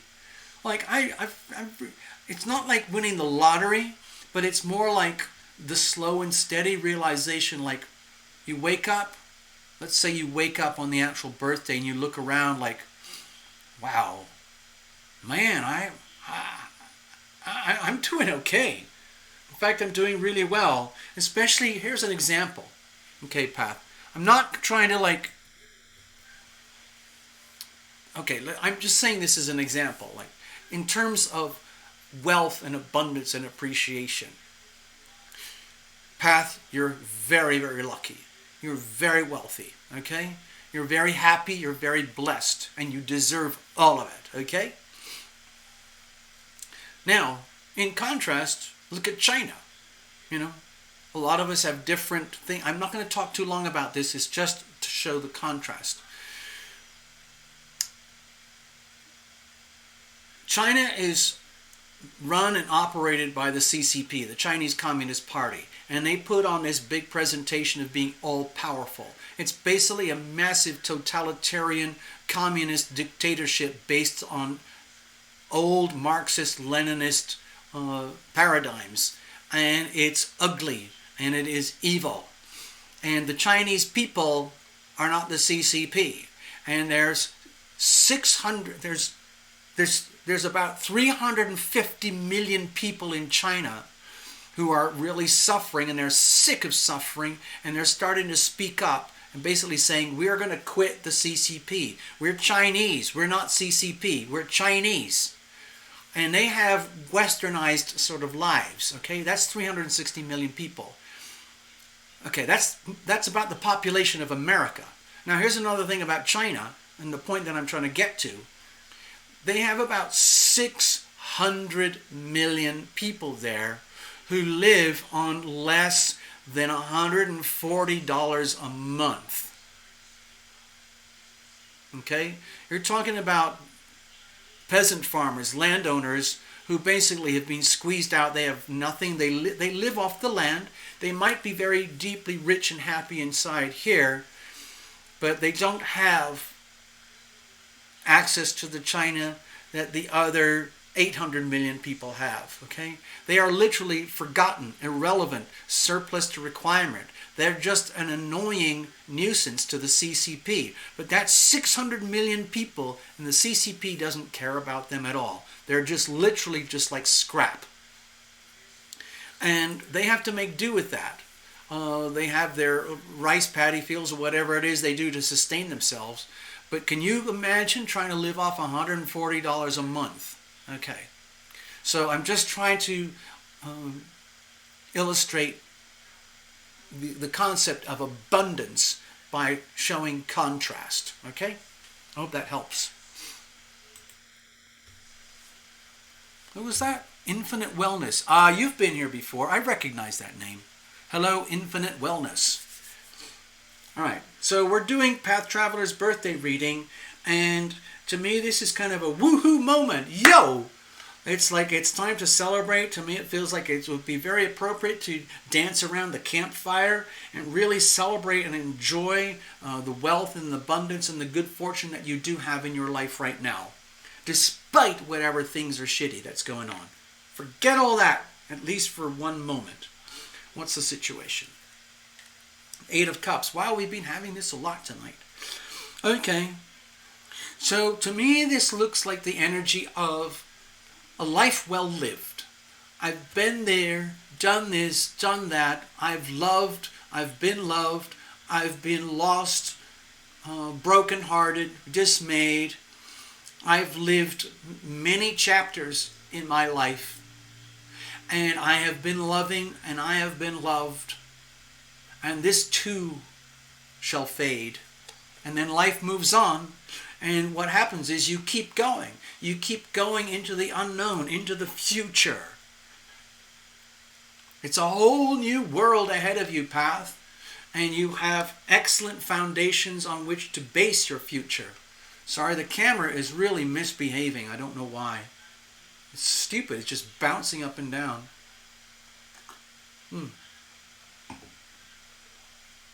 And so sometimes we get like that. Like at a birthday party, let's just say you had a beverage, or maybe two, or like Terrible Illumination, 2.5. And let's say you get all sentimental and you realize, my God, I really am so lucky. I really am so blessed. Yes, I've had this pain, this pain, this pain, this pain, this joy, this joy, this joy, this joy. And it's all part of the panoply of life. Being loving, being loved. You don't know that unless you live life through the heart. Eventually you're going to get hurt. And it is going to hurt. But you're very, very strong, Path, and you will keep going. You will endure. You will head forward into the future, into the next chapter. The next chapter is, of course, your next solar return. Okay, so you're going to do that. Now, what's the challenges here? Have a look. The Two of Wands. Okay, so I think this is very timely. This is very much to do with like the energy of a ticking clock,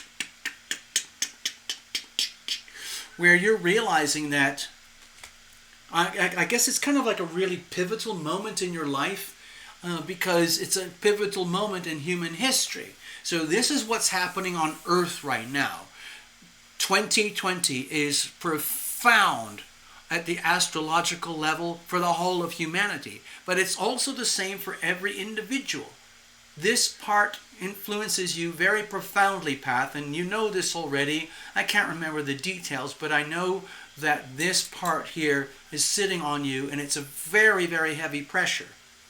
And to me, it feels like it's such pressure that you're having to, let's say, in the context of your abundance, in the context of really not really having a clue what's going to happen next over the next solar return, it doesn't mean you're going to shy away from it. You're going to go forward anyway. But going forward means on a daily basis having to make decisions, constantly realizing like, oh my God, I can't just live my life on autopilot. It's not allowed. Going forward, every day I have to check in with my like barometers of life. Check your finances, check in with your friends, check in with your friends and family. Like, how are things going? Share your knowledge with others. Allow others who are concerned about you to share their knowledge with you, and then make decisions every day. Like, we've talked about money and finances and things, what to do. And so, in some ways, it's very scary because you do not want to squander any of this. This is very hard earned. This is extremely valuable. And this needs to, and this will endure. But the thing is, it's like an investment program. You want this to grow like compound interest in a good, safe, steady way. So it feels to me like going forward in life for this next year, one of the messages is paying very, very close attention to your finances, realizing that you're heading into the unknown just in the same way that the collective is heading into the unknown, especially when it comes to the subjects of wealth, money, and finance, which is, of course, the little book that I wrote. Because it's happening for everybody. But I know you're very conscientious about these things, Path Traveler. And so, yes, it's very tedious. It's work, and it sometimes means having to make really tough calls, really tough decisions. But you have to do it anyway. There is some risk involved, but you're going to operate as though you're a very astute investor, and you're going to always set things up to optimize the opportunity and minimize the risks, okay? Which is what a very advanced, successful, long-term trader does. Okay, so how do we deal with this? Okay, because you might, be shaking here with certain degrees every now and again with lack of confidence about what to do about these things. But don't worry, there is a solution. There is a way to handle it over the next year. 6 of Wands. To many readers, this is the victory card. The way I see it is assume the win. Again, it's like the energy of being a really good CEO, the really good salesperson. Just fundamentally know that you are right. Know that you have this locked down. Understand that this is incredibly valuable. What you have in your life, in your world, is very valuable. Yes, you've suffered. Yes, you will suffer again. Yes, you have loved. Yes, you will love again. And you keep going anyway. Every now and again, you're going to make tough decisions. But you're always going to make the winning decision. So even when you make a decision that kind of backfires, that is part of the process to getting to the winning decisions, to get to the winning outcome, so that ultimately you prevail. So I think that this message here is almost like, hold on. So Pat, the way it feels to me is that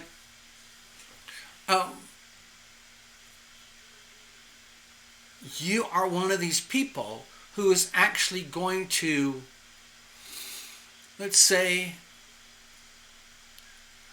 it's going to sound horrible, but you're going to prosper out of this adversity, okay? What's happening on the earth right now, and especially over the next few years with Pluto and Capricorn, especially around 2023, it's going to be really, really, really tough, okay? But you're already strategically placed in a very good position.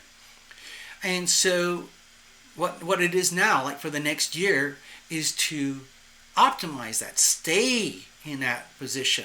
Stay ahead of it. Do your homework like you already do. Constantly checking in, learning, studying, finding out new things. What is it I need to know right now in order to make the decisions that I have to make right now so that I can optimize and maximize my life to the best possible, which is best for me, which is best for my loved ones. Please bring to me that which is mine. Please take away from me that which is not mine, especially when it comes to knowledge, information, and the capacity for decision making. Basically, it's about knowing that you're going to be okay. With the 6 of Wands, you need to know right now from this reading that you are going to be okay, that you are okay, and that you will prevail, and that you will basically go through whatever decision-making pathways that you have to take in order to succeed, in order to prevail, in order to make the best of the situation. There, as you know, like with this pandemic thing that's going on, the global pandemic, it is the first ever in world history. This is the first time in world history, human history, that we've ever had a global pandemic where every population on Earth has been impacted. You're very smart, you're very aware of this, and what I think is going to happen here is that you're one of these people who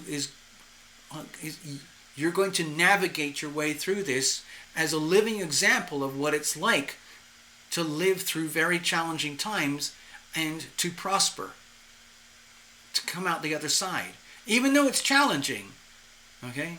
And there are companies, there are people, a very tiny number of people who prosper out of this adversity.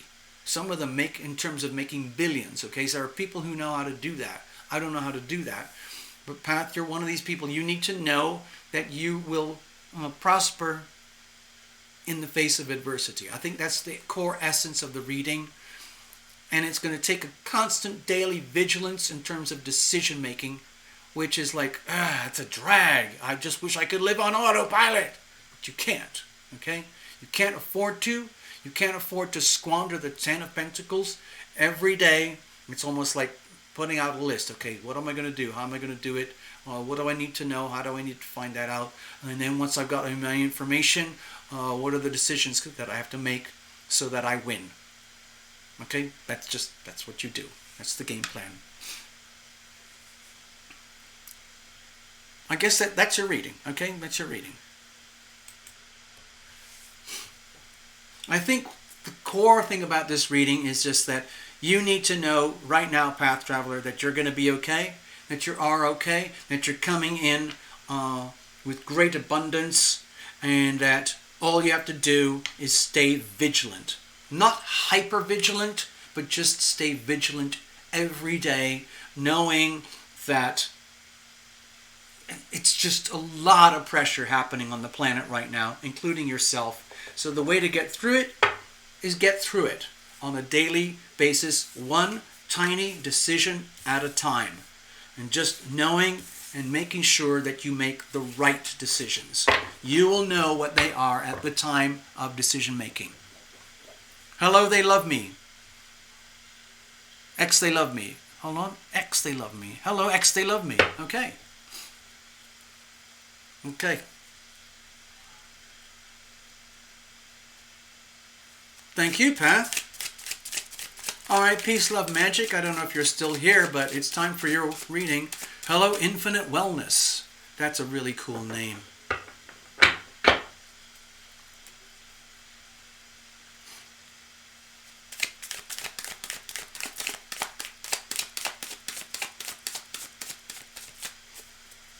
All right, let's have a look. Peace, love, magic. You are up.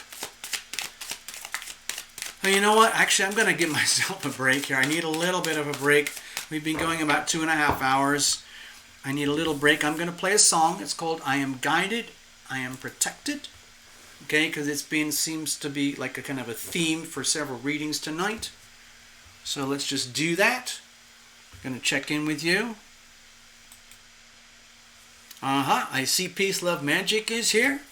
Cool. Excellent. So I'm going to do a little bit of tarot illumination magic right now. You will hear the dulcet tones of a tarot illumination song sung by yours truly, tarot illumination. The song is called I Am Guided, I Am Protected. And you'll hear what I'm talking about when you get into the verses, because the verses are all about the spooky, scary stuff. Ah! Ah! Wondering if you are guided, are you protected? And then, of course, the chorus line comes in, reassuring you that you are guided and you are protected. And that's the whole point of the song. Okay, so let me do it. Let me see if I can set this up. Hold on. Hold on, I got to find the song first of all. It's called I Am Guided. And it sounds like this.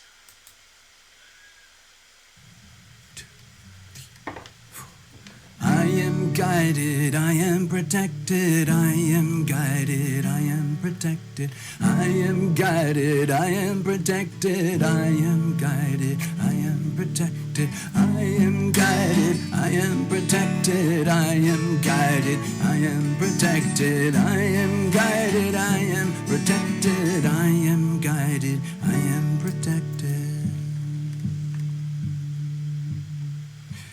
When the light of hope it fades, when all faith is blown away, when all sense of trust goes down, when a smile turns into frown, when it feels there's no relief, nothing in which to believe, desperate in woe and grief, aim Angels come reminding me I am guided, I am protected, I am guided, I am protected, I am guided, I am protected, I am guided, I am protected, I am guided, I am protected, I am guided, I am protected, I am guided, I am protected, I am guided, I am protected.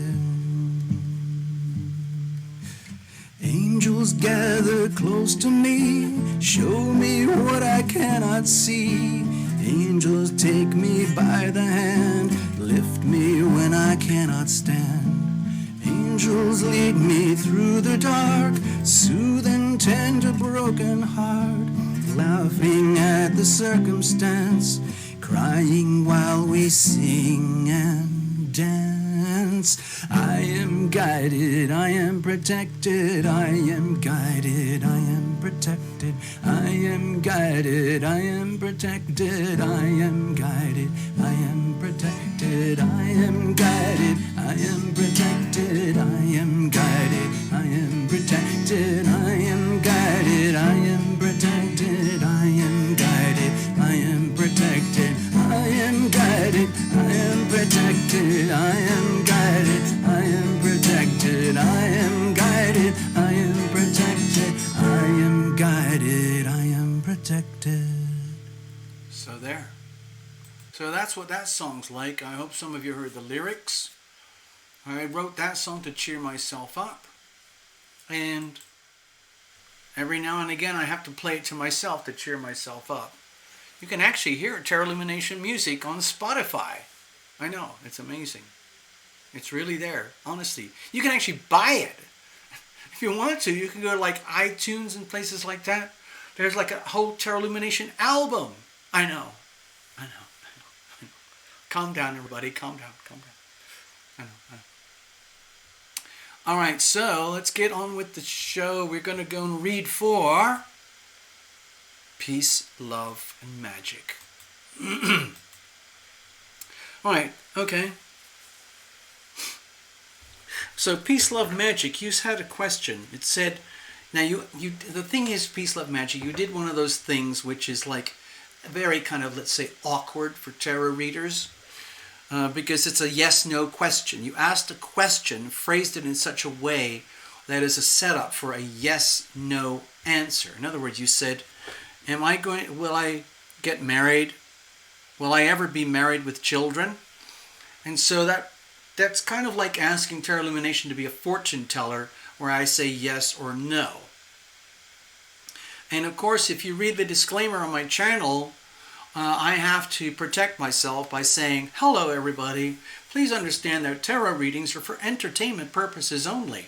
And you have to be responsible for your own decision making.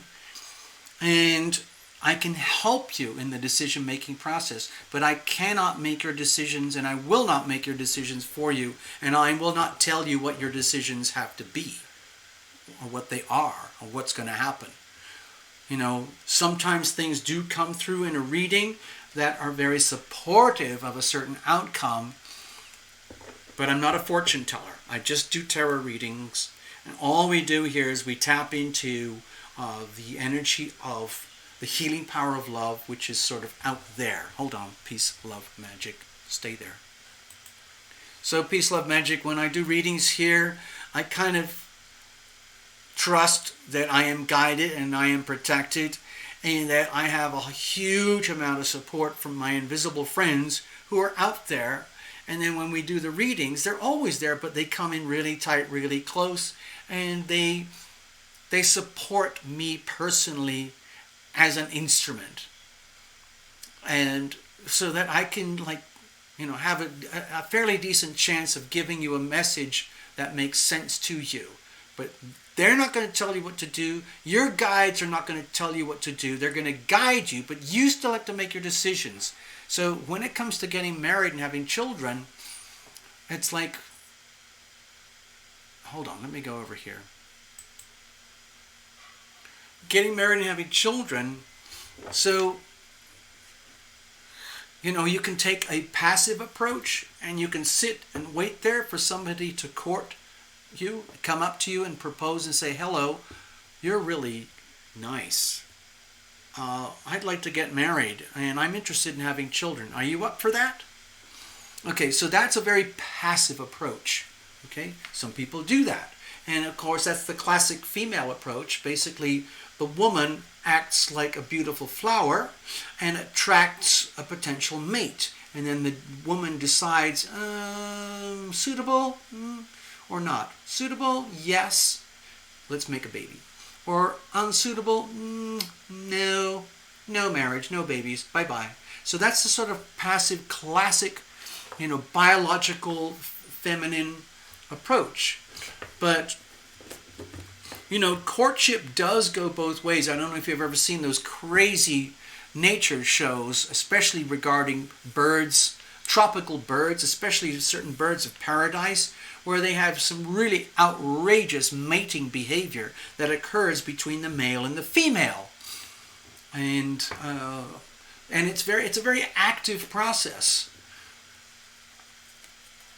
So it's perfectly okay to, for example, to strut your stuff. Let's just say you are a person who would like to consider getting married, maybe having children. It's perfectly okay, to, let's say, flirt, or to let the male species be aware that you are interested in marriage and children. Okay? And that's that's one step beyond the passive approach, okay? So there's a really big difference between being completely neutral, completely passive, and taking decisive action to let the world know that you're interested in marriage and children. It's a very different energy. And if you're not aware of the difference, I think part of the reading is for me to inform you, and then you realize, oh my God, that means having to literally, I guess, flirt, literally go out, literally, it's like going shopping. I'm not kidding. It's like going shopping, having a look around. There's there's websites for that, like Match.com and what is it called? Some of the eHarmonies and Tinders for hookups and everything like that. I know a couple, like a very serious professional couple. They actually met through Tinder. Tinder's supposed to be like a hookup site for, for for people who are just want to hook up. Mostly for young people who are, just trying to hook up for the thrills of hooking up. But this was real. So anyway, these things happen. Okay? Okay. Regarding messages for you, what are the messages for peace, love, and magic regarding marriage and children? Let's look at it that way, and then you'll still get some perspective and some feedback. Let's have a look. Here's the situation. Here's the challenges. Here's how we're going to handle it, and let's look at the weather for you too. I'm going to reference the same thing. This energy here, this thing at this very moment in time looks just like this. I'm just pointing out the tricky stuff. Everything else I'm ignoring. This is where it's very, very tricky. So for example, dear Pierce Love Magic, if you have any significant hard aspects regarding Capricorn, Cancer, Aries, you might be basically a little bit flustered right now, a little bit maybe intimidated or very concerned, anxious about these things. You might be concerned and anxious even without having Cancer, Capricorn, Aries, axes, aspects. Anyway, let's have a look. We've got the Moon card here. So this is a very feminine energy anyway. And I often associate it with fear, like deep subconscious fear of the unknown, and a recognition of fear of the unknown. And yet, despite fear of the unknown, there is still a profound kind of animal guidance that comes through the limbic system, the autonomic nervous system, the lizard brain, whatever you want to call it. Like there is okay, there's your intellectual self up here, mostly through here and here, all of this stuff. There's the pituitary over sort of right in the middle here, which is very much to do with things like intuition, divine guidance, and everything.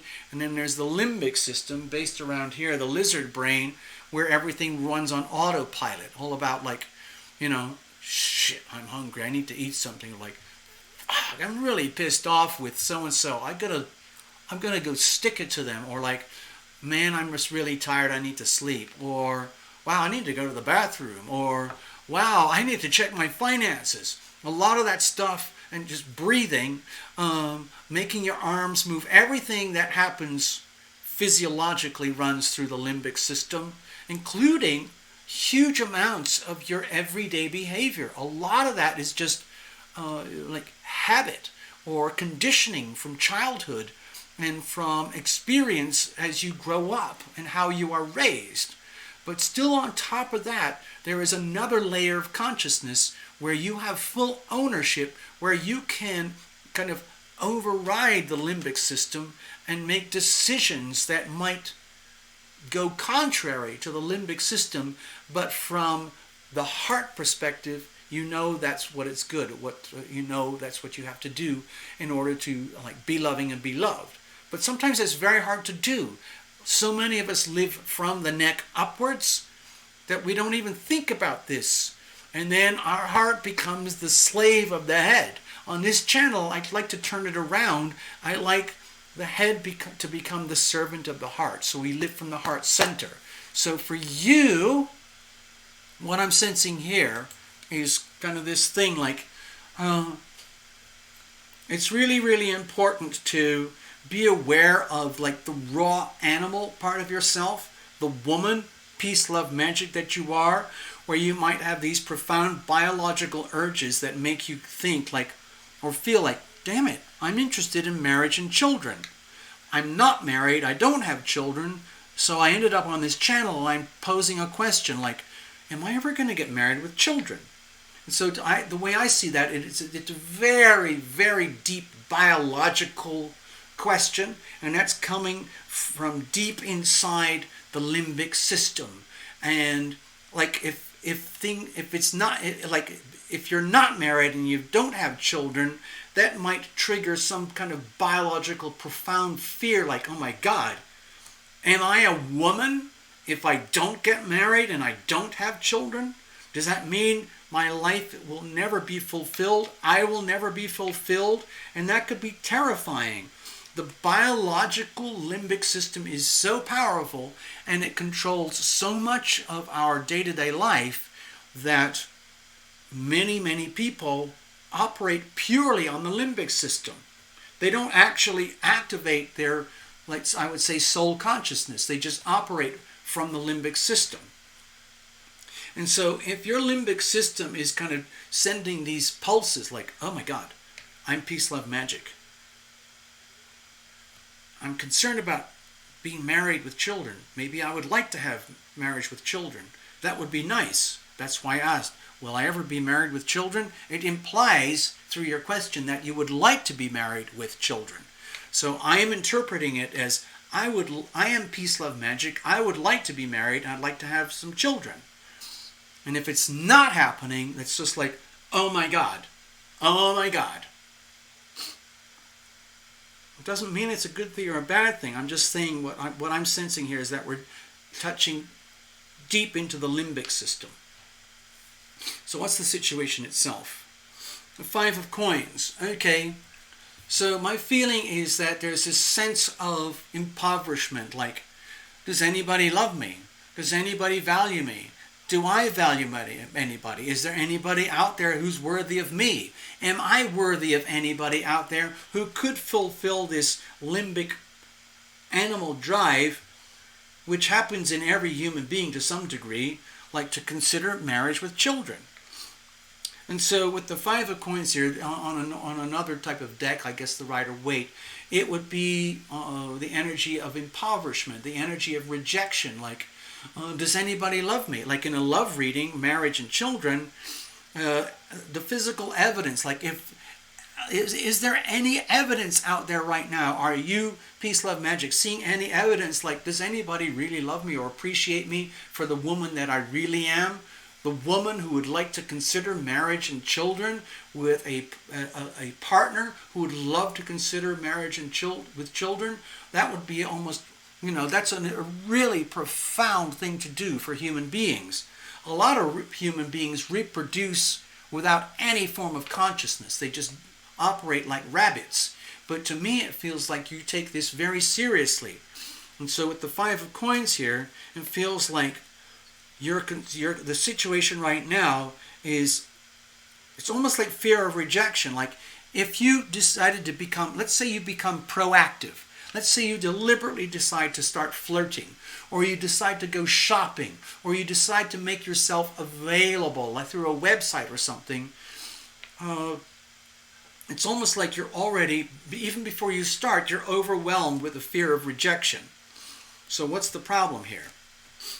Ten of Wands. Okay. To me, it feels like you've almost set yourself up for a fall before you've even started.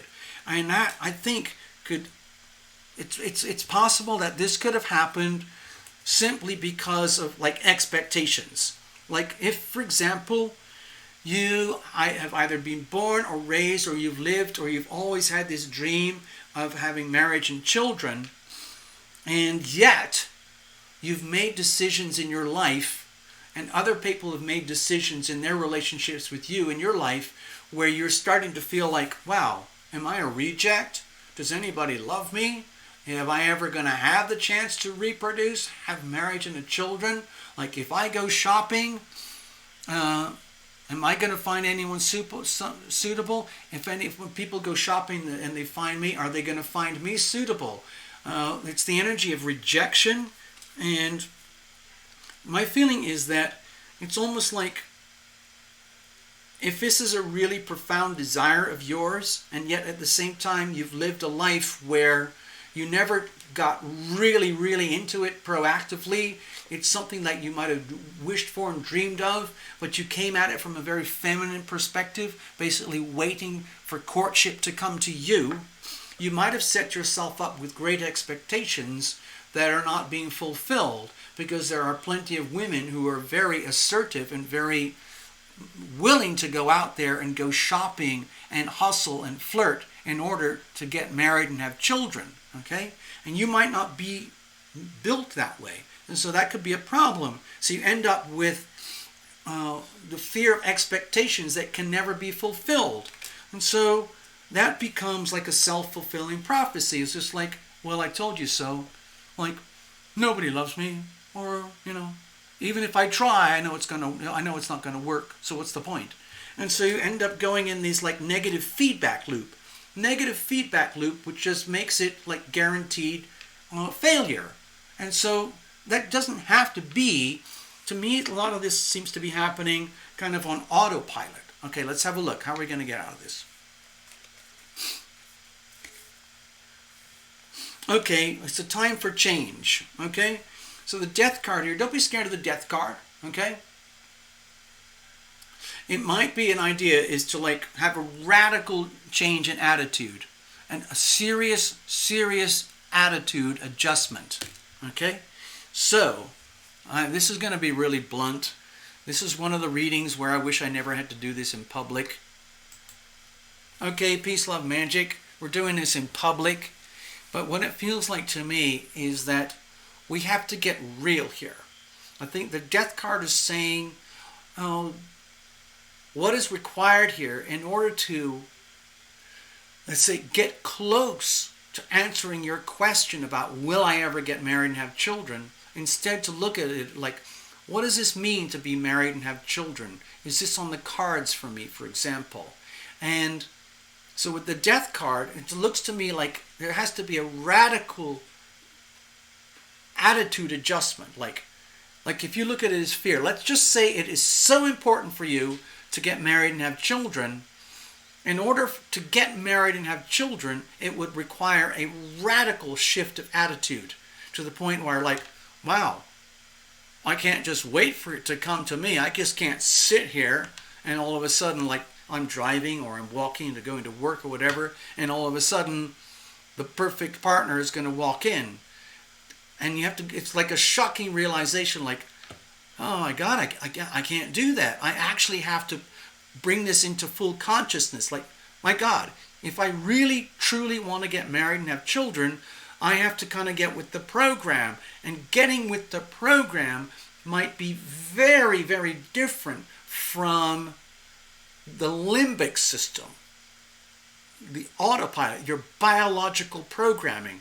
The women are biologically programmed to attract a mate, and then you select which one is suitable. That's the basic of it all. But these days, it's different. There's so much hustling. Women have so empowered themselves. Like, women can go shopping. Women can hustle. Women can flirt. Women can propose. Women can propose marriage. They can literally like put up a website or a internet thing and say, hey, listen, I am Peace, Love, Magic. I'm very interested in marriage and children. Anybody else who's interested, get in touch with me. And then you take it from there. I mean, that might sound so shocking, but that's kind of what I'm talking about in terms of attitude adjustment. Like, you might think, well, that's just absurd. That's just disgusting. That's like, putting myself out there as a slut or whatever it is. But that's what I'm talking about with the death card. A radical death of an old attitude, a radical shift into a new attitude. You slice it away. Whatever's not working, bye-bye. And then you get to a point, well, what does work? Well, these days, the way things work for a lot of people is they go shopping. They go shopping online. They go shopping for partners. They go into environments, situations. They deliberately walk into, let's say, environments where there's a possibility that the mating game can happen. Whether it means going to a website, a social place, or hanging out, doing whatever. And then you're deliberately putting yourself in the field of opportunity. Now, the scary thing, of course, with the moon card is like the fear of rejection. Like, what happens if I go out there and I put myself out there and I let the whole world know I am ready, willing, and able. I am shopping. I'm looking for marriage. I'm looking for children. Shock, horror. You might be rejected. Somebody might look you up and go like, oh, wow, marriage and children. And they kind of go like, no, forget it. Move on. Click. Next one. But then someone else might show up and kind of go like, who's this one? Who is this? They want marriage and children. I kind of want marriage and children. Click. And then all of a sudden you got someone there who's like shopping for you because you're going out shopping. You're willing to put yourself out there, willing to put themselves out. And then you're all in the position of like, oh God, now somebody sees me as a potential mate. So what do? Reject? Reject. Press the reject button. No, I can't take it. It goes against my biological impulses. So all I'm suggesting is, like with the death card, the way to handle the situation is radical attitude adjustments, and just throw away fears of rejection, because if you actually deliberately throw yourself out into the market, think of it as a marketplace for marriage and children. If you actually go out there and do it, I guarantee you're going to reject this one, this one, this one, this one, and this one, and I guarantee this one and this one and this one and this one and this one are going to reject you. But that's how it's done. That's what happens. Like when you go to a grocery store, you say, I don't want that one, I don't want that one, I don't want that one, I want this one. Shopping. Which means decision making. Anyway, that's the message. I hope it makes sense. In other words, to move forward, in other words, to deal with the puzzle or the fears of marriage and children, whether it's going to happen or not, am I going to be rejected or not, on the understanding that you've almost set yourself up into a negative feedback loop, the only way out is a radical attitude adjustment. Complete makeover about how does this really work. So you don't worry about rejection, because you're going to reject somebody and somebody's going to reject you. You can't take it personally. You're just shopping. And then when the right one comes along, you for them for you, then you kind of go, okay, you'll do. And they look at you and they kind of go, yeah, you'll do. And you look at each other, okay. So when you get to the aisle, you kind of go, yeah, I love you. I take you to be my lawful wedded blah blah. Yeah, it's cool. Now let's get on with it. Let's make a baby. It's that kind of thing, okay? But for that to happen, it requires radical shifts in attitude, radical attitude adjustments. I'm very, very curious, Peace, Love, Magic, to how this turns out over the next year or two. If you want to, please check in, or feel free to go to tarotlumination.com and go to the Connect page and keep me updated. I'm very curious. I'm just being nosy. I'm just being nosy. But I would love, basically, Peace, Love, Magic, if you're interested in marriage and you'd like to have children, and you think that would make you happy, and you have this profound animal feeling that this would make you happy, I would love to hear how the story unfolds. Like if you have a really rough patch, or if you end up scoring with somebody, or somebody scores with you. That would be so cool. And then we could like make in a few months or a few years from now, we can talk about this reading back here, way back in the history of 2020.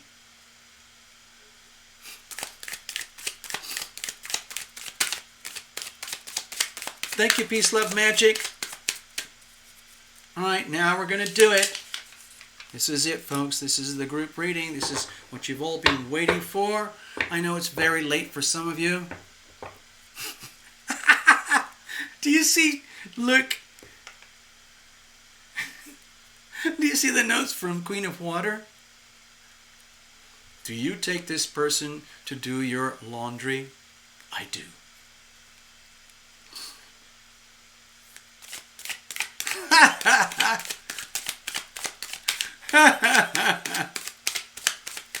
Reality checks, people. Reality checks.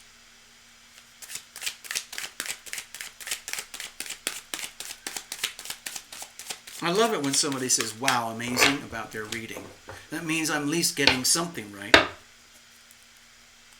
Okay, thank you, Tina. I don't know if you're here, if you've gone to bed already. I know it's very late where you are. But anyway, we're going to do the group reading now. Thanks to Tina. Let's have a look.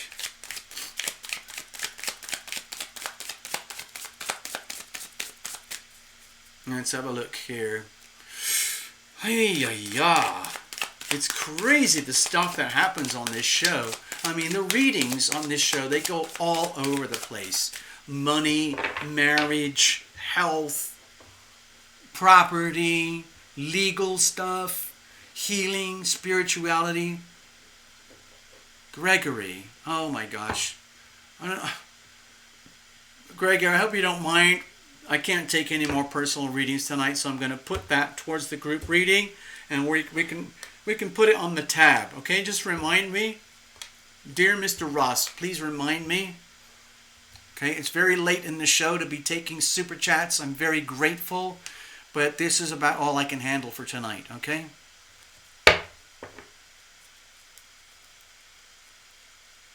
So we'll put it on account, okay, Mr. Ross?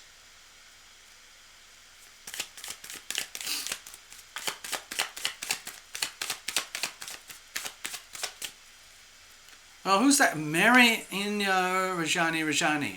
Mary Inya Rajani. Hello. Greetings. I see you.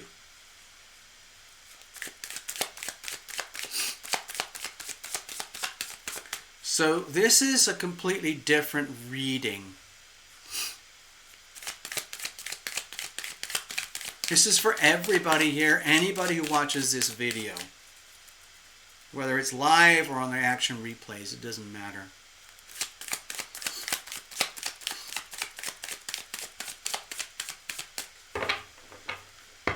Okay, thank you. So I'll put that over here. Thank you, Mr. Ross. Thank you. I'm going to put Gregory over here. You are now memorialized for all time. The group reading here tonight is sponsored by Tina Miller and Gregory Ross. Thank you so, so much. All right, we need to get settled.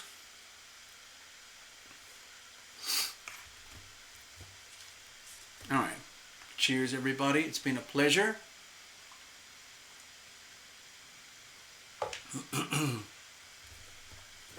I'm going to use the Terra Illumination Heart Spread. Let me just kind of show it. It kind of looks like this.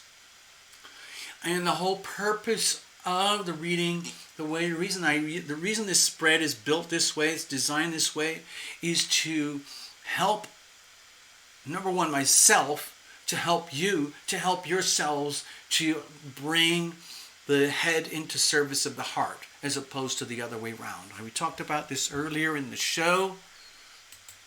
For me, the whole idea, I have to work on it every day. I can't afford to take it as granted, but, you know, because I'm very active up here. I'm like a lot of you guys. I check in on my YouTube. I check in on the news. I check the weather. I do emails. I do lots of online private personal readings, things like that. And so all of that happens through here, okay? But this is not me. Okay, this is just my head full of, like, you know, like pituitary, you know, consciousness and limbic system and all those things and all the senses. This is just like the tip of the antenna. My whole body is a transceiver. I am constantly receiving and transmitting energy. I am a transceiver, just like you. You guys are transceivers. You are loving. You are loved. I am loving, I am loved. But that has to come from here. So for that to work, we have to bring this into the service of this. And that's the point of this reading. Because there's so much pressure to bring this and sacrifice this in the service of this. That is not good news. Not on this channel, okay? All right, so just let's do it. You'll see what happens as we go through. All right, I shuffled a while. Now I'm going to shuffle just a tiny bit more, and then we're going to... Hello, Karen! So we've got representatives from Melbourne, and we've got representative from New Zealand. Melbourne, Australia, and Karen from New Zealand. Hello, kia ora. Hello, Karen. I know technically it's winter over there for you, Karen, right now, but I just checked in with my partner, and they're having a fairly gentle winter at the moment. It's not freezing. It's still cold, chilly, and sometimes pretty wet, but it's not freezing right now. Sounds like it's really nice. I would love to have some of your rain and some of your cold right now. Queen of Water's getting a Reiki tonight.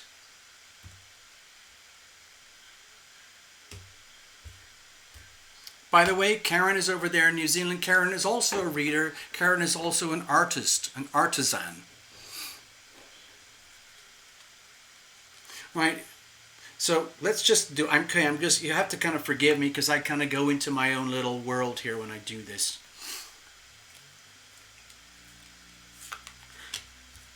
The heart, okay? The heart needs what it needs. It wants what it wants.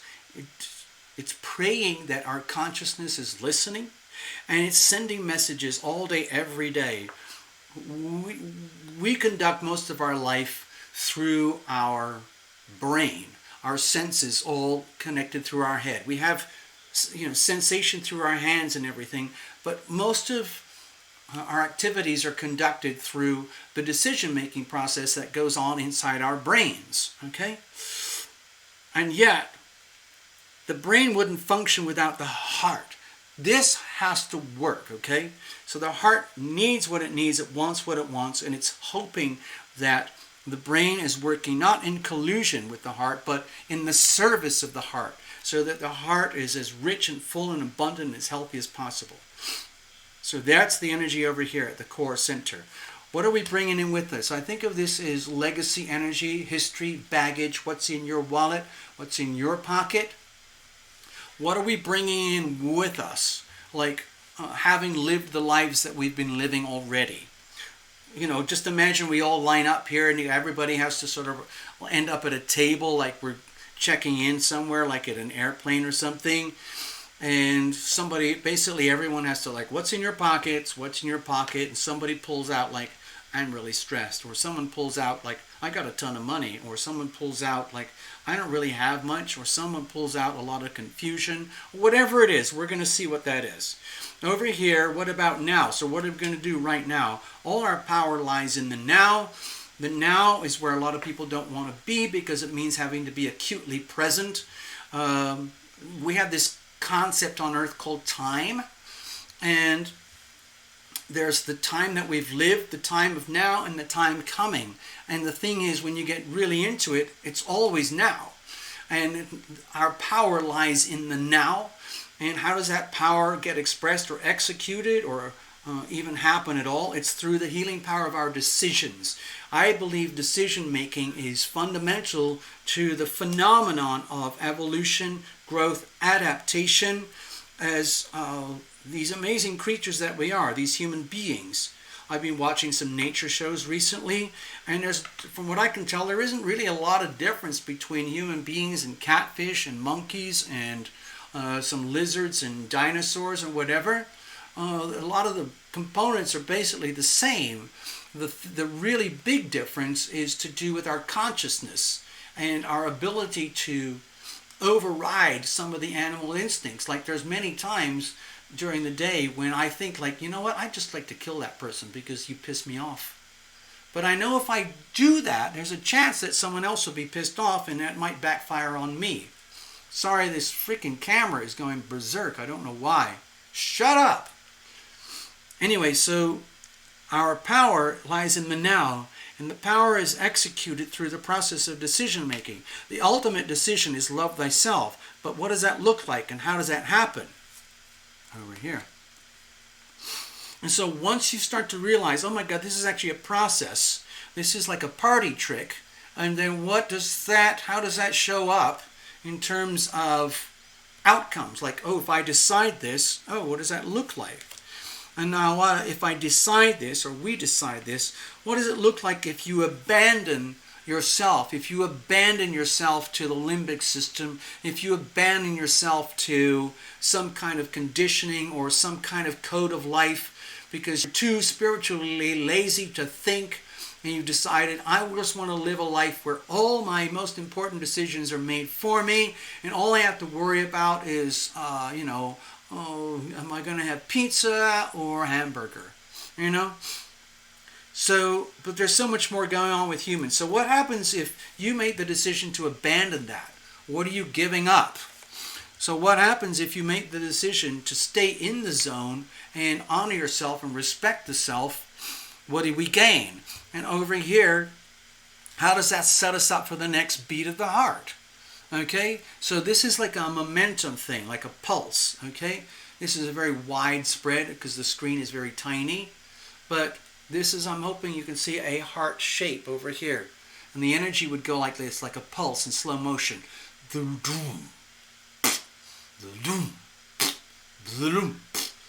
like a pump. This is a pump. Okay.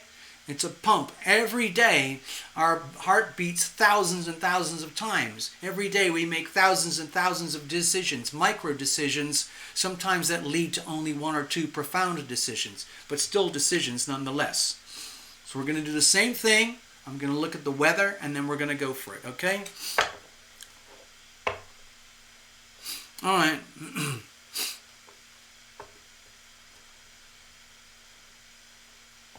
All right, let's have a look. So the Seven of Swords.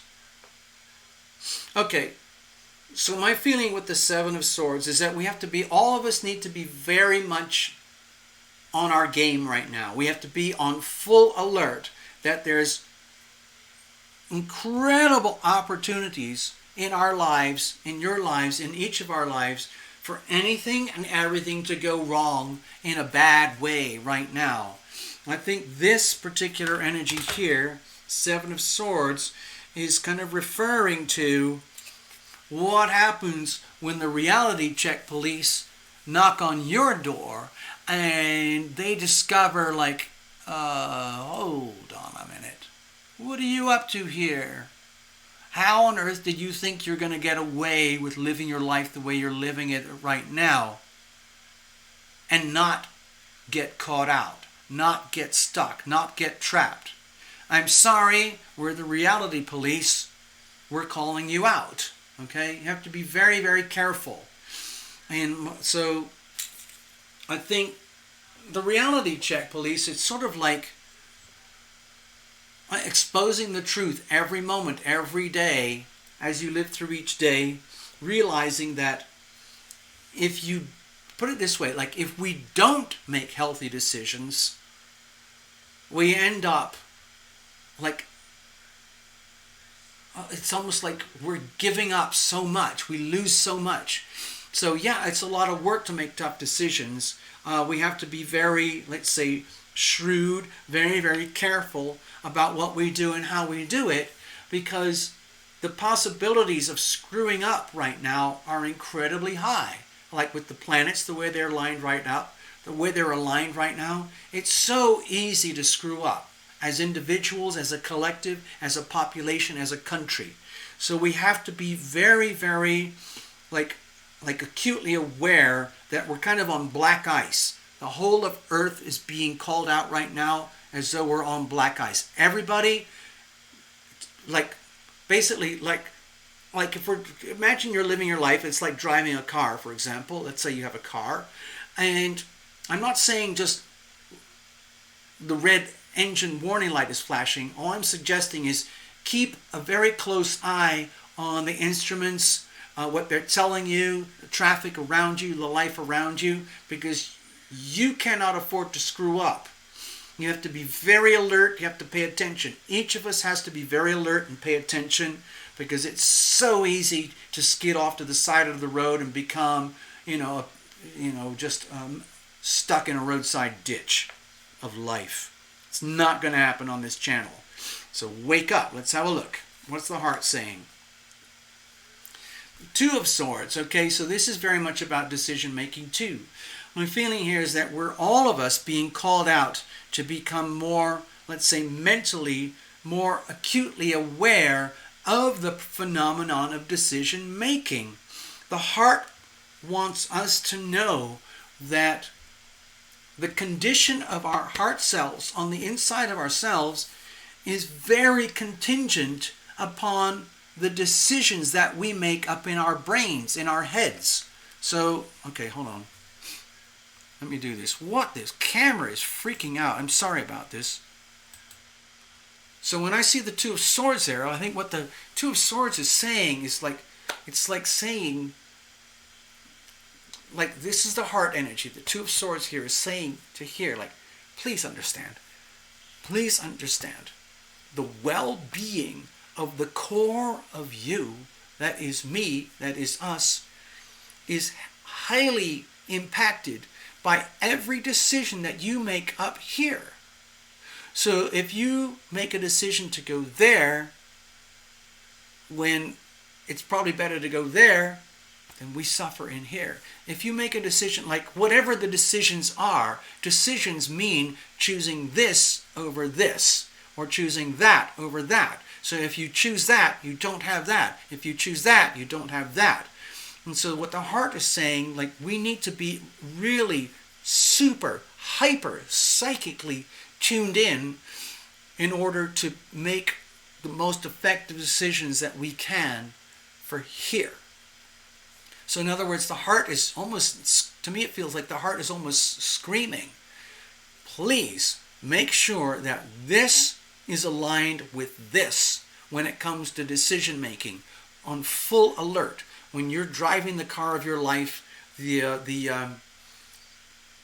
vehicle, if you think of yourself as a vehicle, going through life, you're constantly making microscopic tiny adjustments. Signal left, signal right, shift down, park, reverse, neutral, lights, red, green, orange. Millions and millions of tiny decisions just to get to the grocery store. But a lot of that stuff happens on autopilot. What the heart is saying, be aware that there's so much more going on. It's not just about getting to the grocery store. It's about getting to the grocery store alive, happy, rich, tuned in, and abundant. From here. So that it's a joyful experience and it's a loving experience to pick up a bottle of orange juice at the grocery store. Okay, so let me go back. So I know it doesn't look like much, a little two of swords, but to me it looks like it's a very important card. Okay? So what are we bringing in with this over here? Okay, the strength card. So I see it as a battle of will, like the willpower, the ego over the soul over the ego, where I know for myself, in some ways, I'm having a lot of problems dealing with this. Like the storyline that I just described here, it's almost like I'm feeling it personally, where when I see the strength card, it's like, hold on, gosh, I'm going to have to keep bouncing back and forth. So with the strength card, it's just like, it's as if each one of you is coming up and saying, TL, I'm freaking wiped out already. I'm already awesome simply because of the fact I'm on this channel. I'm highly evolved. I'm a highly spiritual being. I have ESP. My hands are holy. I can do remote healing. I am a visionary. I'm a psychic. I'm a medium. I'm a reader. I'm already that, okay? I'm already that. And you're telling me I've got to take it to the next level. Like, and then the reading is basically saying, yeah, it is kind of like that. It's very, very tough of us. I'm not trying to it's not like a blow to the ego. I'm not saying that any of you are less than. What I'm saying is that with the reading, the heart center is saying like, we really, really have to evolve, grow, and adapt and change here. We really have to do that through our decision-making process, which means becoming ever more acutely aware, and our sensory awareness systems, our antenna, are even more tuned in to reality. The absolute facts, universal truth, universal reality. We can't lean on autopilot. We can't lean on conditioning or assumptions. We have to deal with what is. And our egos tell us like, well, we're already doing that. But the strength card is telling me to suggest like, well, there is more. We're being challenged to go next level. Like, there is a spiritual meaning and purpose for all of us here, above and beyond that which we can see for ourselves already. And like it or not, that's why we're here. We're here to grow and evolve and adapt. And sometimes that means having to do things that go against our ego. Let's have a look over here. So what about now? The power of now. The world. Okay. To me it looks like because there's so much at stake. What's that song? It's the end of the world as we know it, but I feel fine. Yeah. So I think this is what they call the last card in the deck. I can't remember. But anyway, it's a profound, for me it's a profound card because it's a signal that we've come to a point of, what's it called?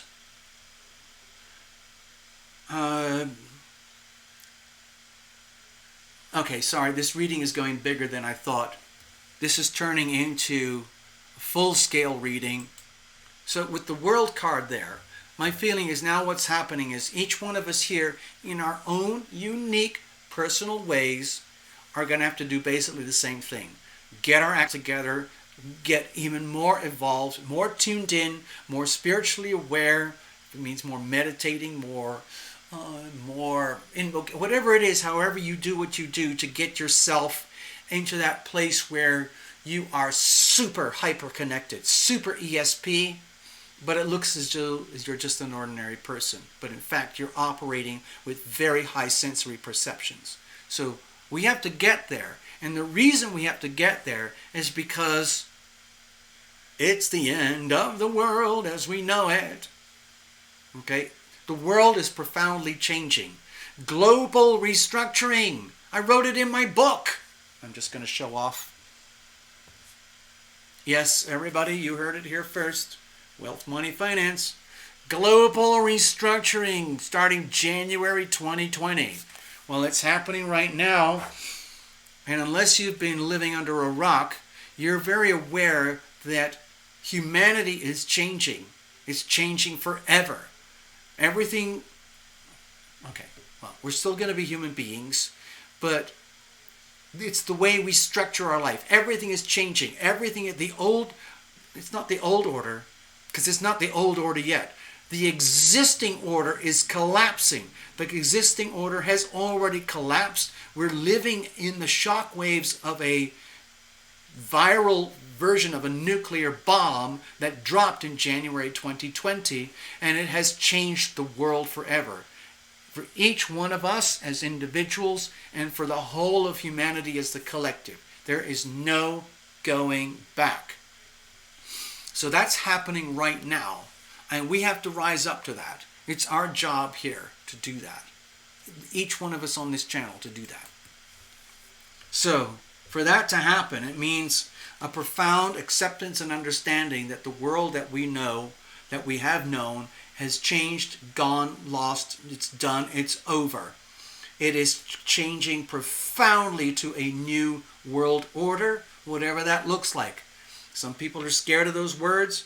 It might be beautiful, who knows, but for it to work, we the people have to become acutely aware and evolved and grow above and beyond our egos and make it kind of like a spiritual mission to get to the next level. Okay, so how do we do that? Let's just see. Decisions. Okay, so to me it feels like a profound acceptance to the losses. You know, this is a cup of tragedy, of loss, pain, and suffering. And when we make the decision that sometimes there are profound losses that can never be repaired or recovered. Okay? There is a lot of people on earth right now who are suffering. And like in the United States, like in the last 4, 5, 6 months, it's never happened on such a profound astronomical scale. 30, 40 million people unemployed in just the last few months. That's because of the China bomb. So, and it's very tragic. So our decision making has to come from an acceptance and awareness of tragedy, and then an acceptance of tragedy. The tragedy has happened. The tragedy is happening. Losses are occurring. Losses will continue to occur. As the world changes forever, there's going to be profound pain and suffering, losses for, I would say, some of us, or maybe not for us as individuals here, because some of us are lucky and we kind of have a support group. But for billions of people, literally billions of people, there's going to be profound, irrevocable pain, loss, and suffering and tragedy. And we have to account for that in our decision making. We don't want to be victims of the pain and the tragedy. We can't afford to. We have to allow and accept that the tragedy exists.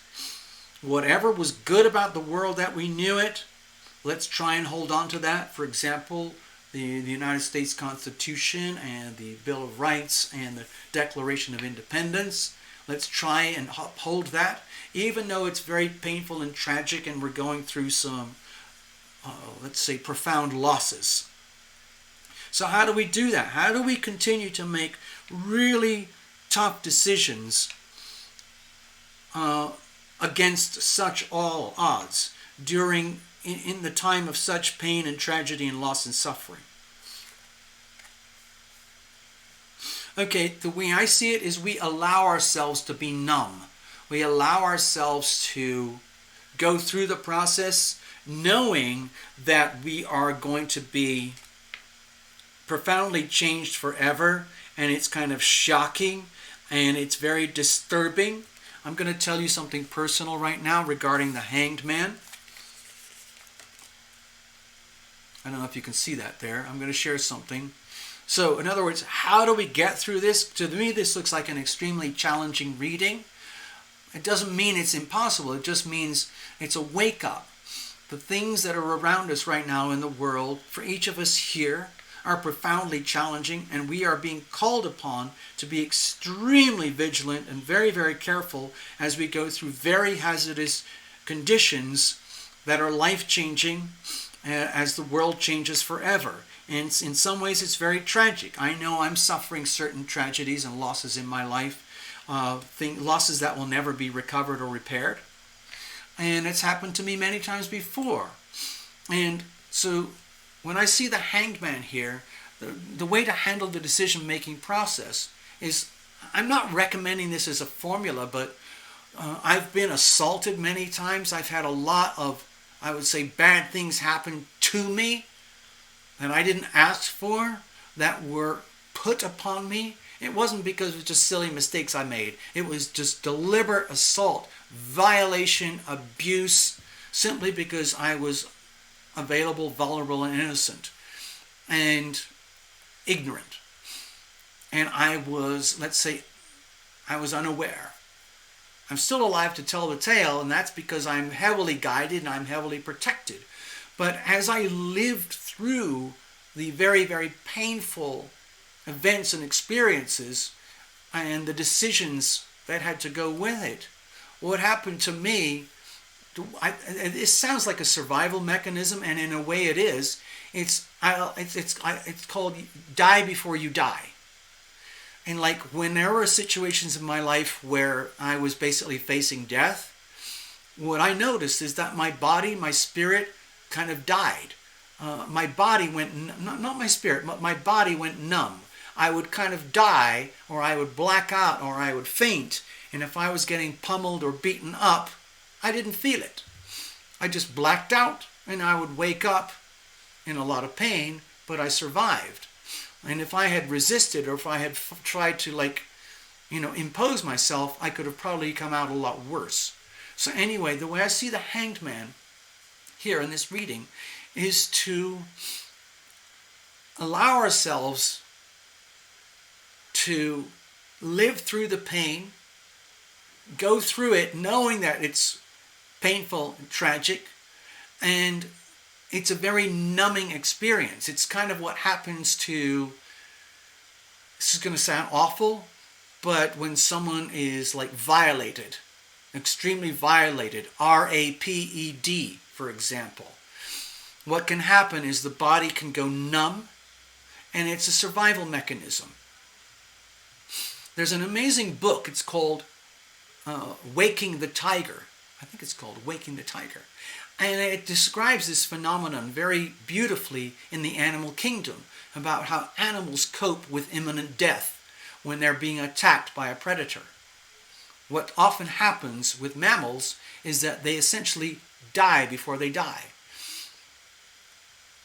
And it's a beautiful process. And so when you die before you die, the predator kind of looks, oh, it just died. It must not be very delicious or edible. And so they kind of lose interest, and sometimes they just walk away. And so it gives the prey a chance to survive.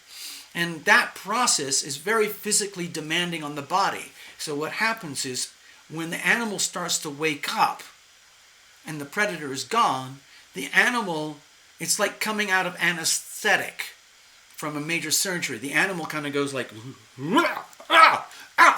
and their body, which had previously been saturated with endorphins, flooded with pain-killing chemicals, where they could not feel the pain of a lion ripping out their throat.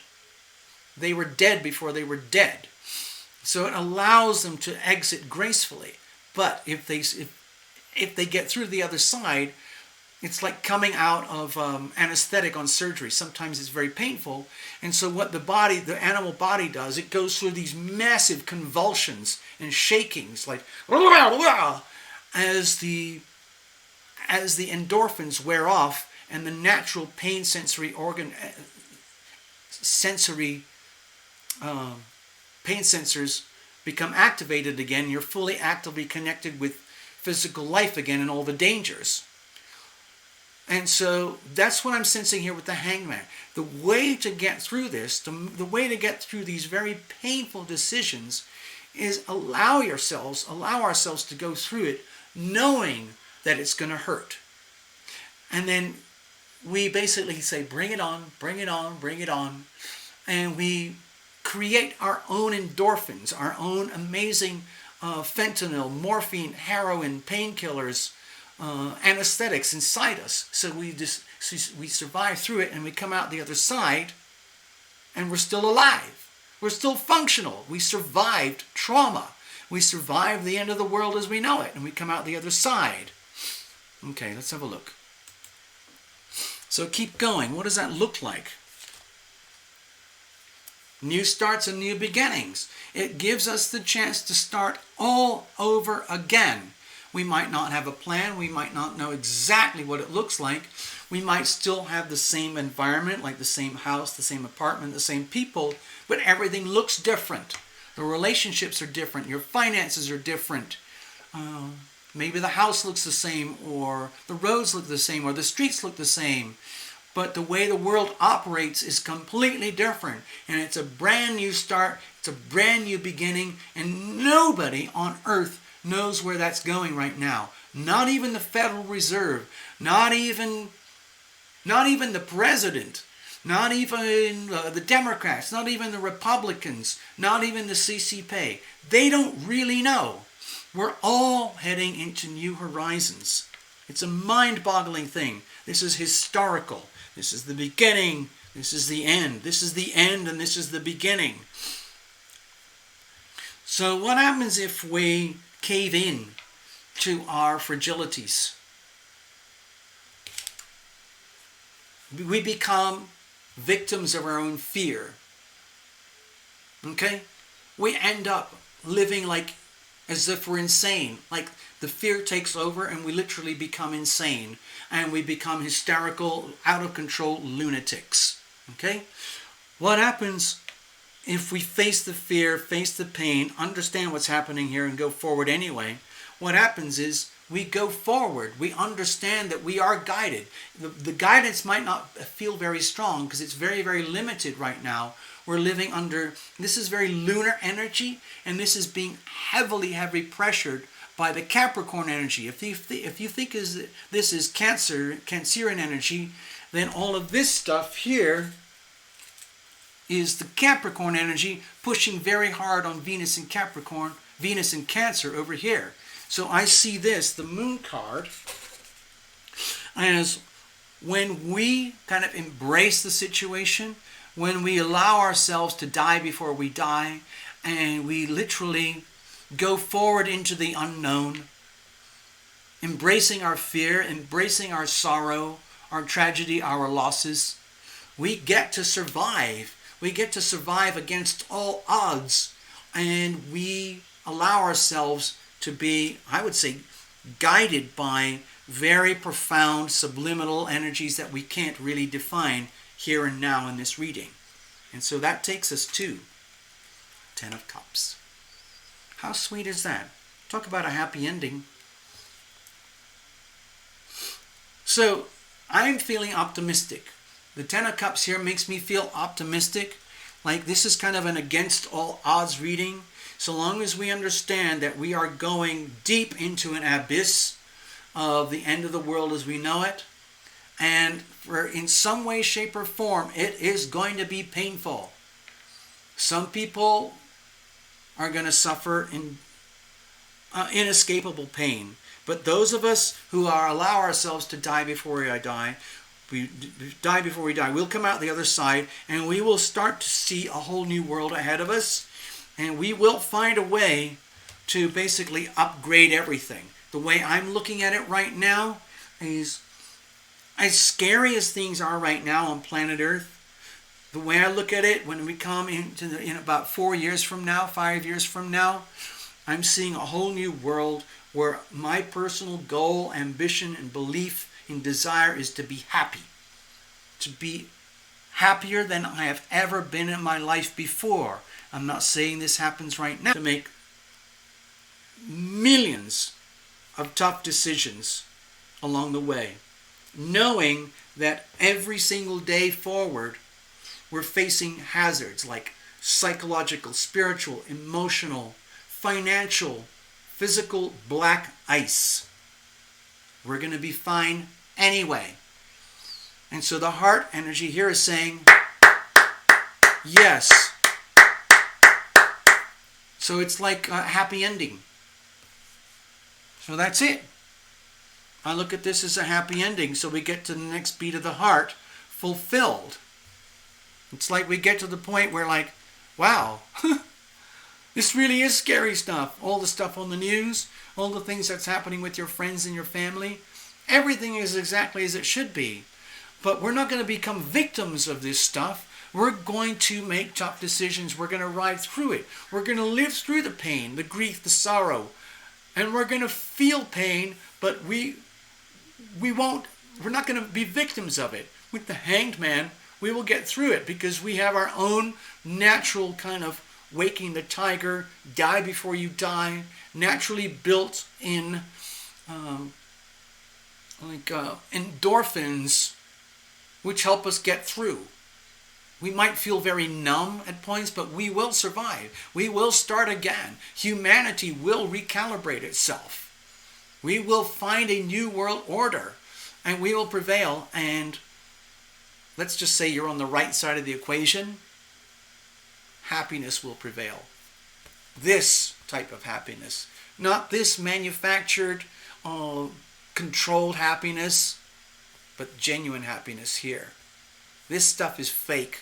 All of that stuff, that's just static. That's all the stuff from all the news feeds, the news channels, the information. This is where we're headed.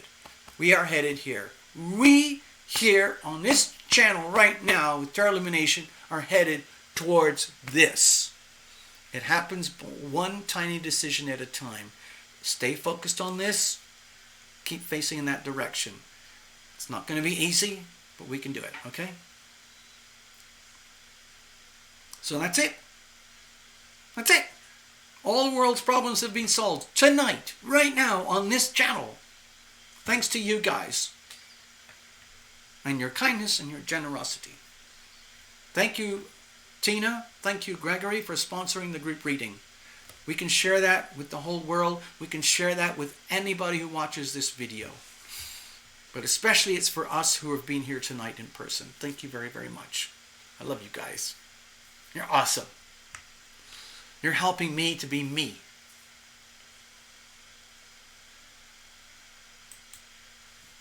All right. I'm going to clear this up now, and then you can all go and have a wonderful evening or a wonderful new day. Yeah. Wow. I certainly was not expecting a reading like that. I'm kind of in awe of the reading myself, I have to tell you. The way it came about, the way it came through me, and the way it came to you in the final messages, it gave me a tremendous sense of hope. A tremendous sense of like, wow, we can actually do this. This is not the end of the world. This is definitely not the end of the world, people. There's no question about it. There's going to be a lot of what you could call shadow energy, the dark side, the absence of love. Wherever there is an absence of love, it tends to get filled up with something very different from love, something very ugly. But we're not going to let that happen. Not on this channel. No freaking way. Okay, I'll finish this shuffle up later on. I'm going to check out with you guys. Okay, excuse me, had a little bit of a bounce there. I'm going to check out and wish you all a wonderful week ahead. Hopefully I can see some of you guys on Wednesday, and that will be much more about the Tarot Illumination ranting. Tarot Illumination ranting about the world. Cheers, everybody. Let's do this. Okay, it's time for a graceful exit. It's been a pleasure. I had a lot of fun tonight. Basically, when we do this stuff, I don't know what's going to happen. Once the show is up and running and the readings start coming in, it just goes everywhere. It's like one of those, it's like the Olympic Games, you know, those skiers or those toboggans, those sled things. It just kind of goes like 1, 2, 3, go. And it's just like, and it just kind of goes like that for the whole show. And it's just, that's what it feels like for me. And so, in some ways, it's very scary because I'm completely exposed here. It's totally public. And I'm operating as an instrument. Anything and everything can happen. Of course, I'm doing a little bit of moderating with language so that the channel doesn't get shut down. But essentially, I feel like I'm giving the essence of the reading at that moment in time. So it is very much this experience. And the cool thing is that you're here with me and I'm here with you. So it's like we're all like on one of those big old-fashioned toboggans, those 10, 15, I don't know if you ever did that when you were a kid. I was very lucky as a kid. I had the chance to go on toboggans with, 4, 6, 8 people. Freaking mind-boggling. Snow, ice, big long ramps, like. And of course at the end, everybody's screaming and screaming and screaming, and the only way you can stop is you have to run into a wall of snow, or you just tip the whole toboggan and you just crash, and everybody screams and yells and laughs, and then it's over. And then you do it all again. All right. I'm checking out, everybody. It's been wonderful. Bless you guys. Love you guys. Be loving. Be loved. Be loving. Be loved. It works. It actually works.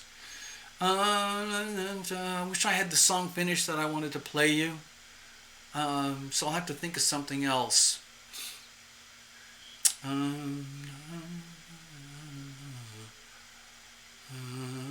What have I got? I'm getting mixed up between my songs because I can't remember what I've recorded or what I haven't recorded. I'm going to play Wonder Ride. Okay? I wrote this song for my sweetheart, okay? It's about the amazing experience of being in the moment, being loving and being loved. It's actually a birthday present, but the song is about what I just described, okay? Let's see if I can find it.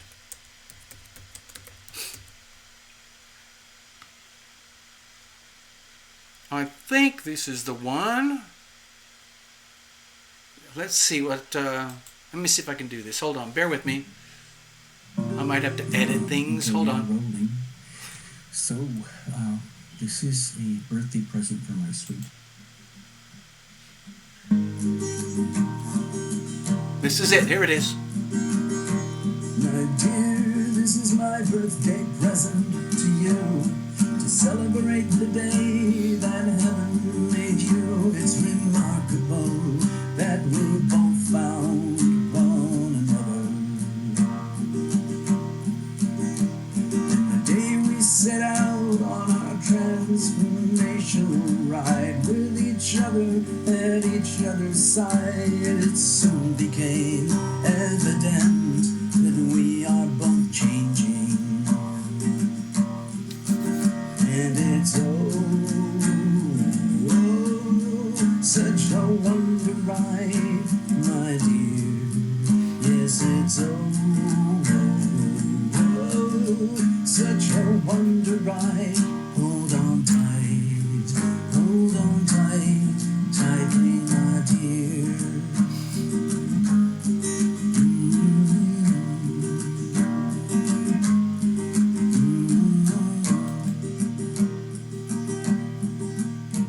And now that our journey, it starts to unfold in a multi-dimensional world of untold delights that truly defy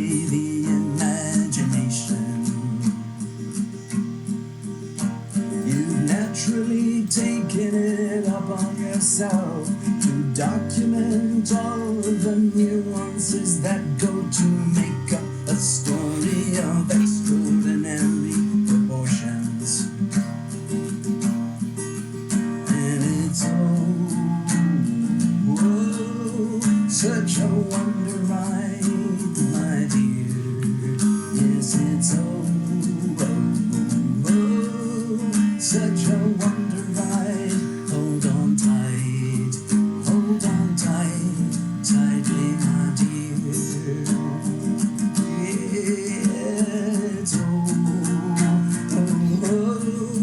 It's such a wonder ride, my dear.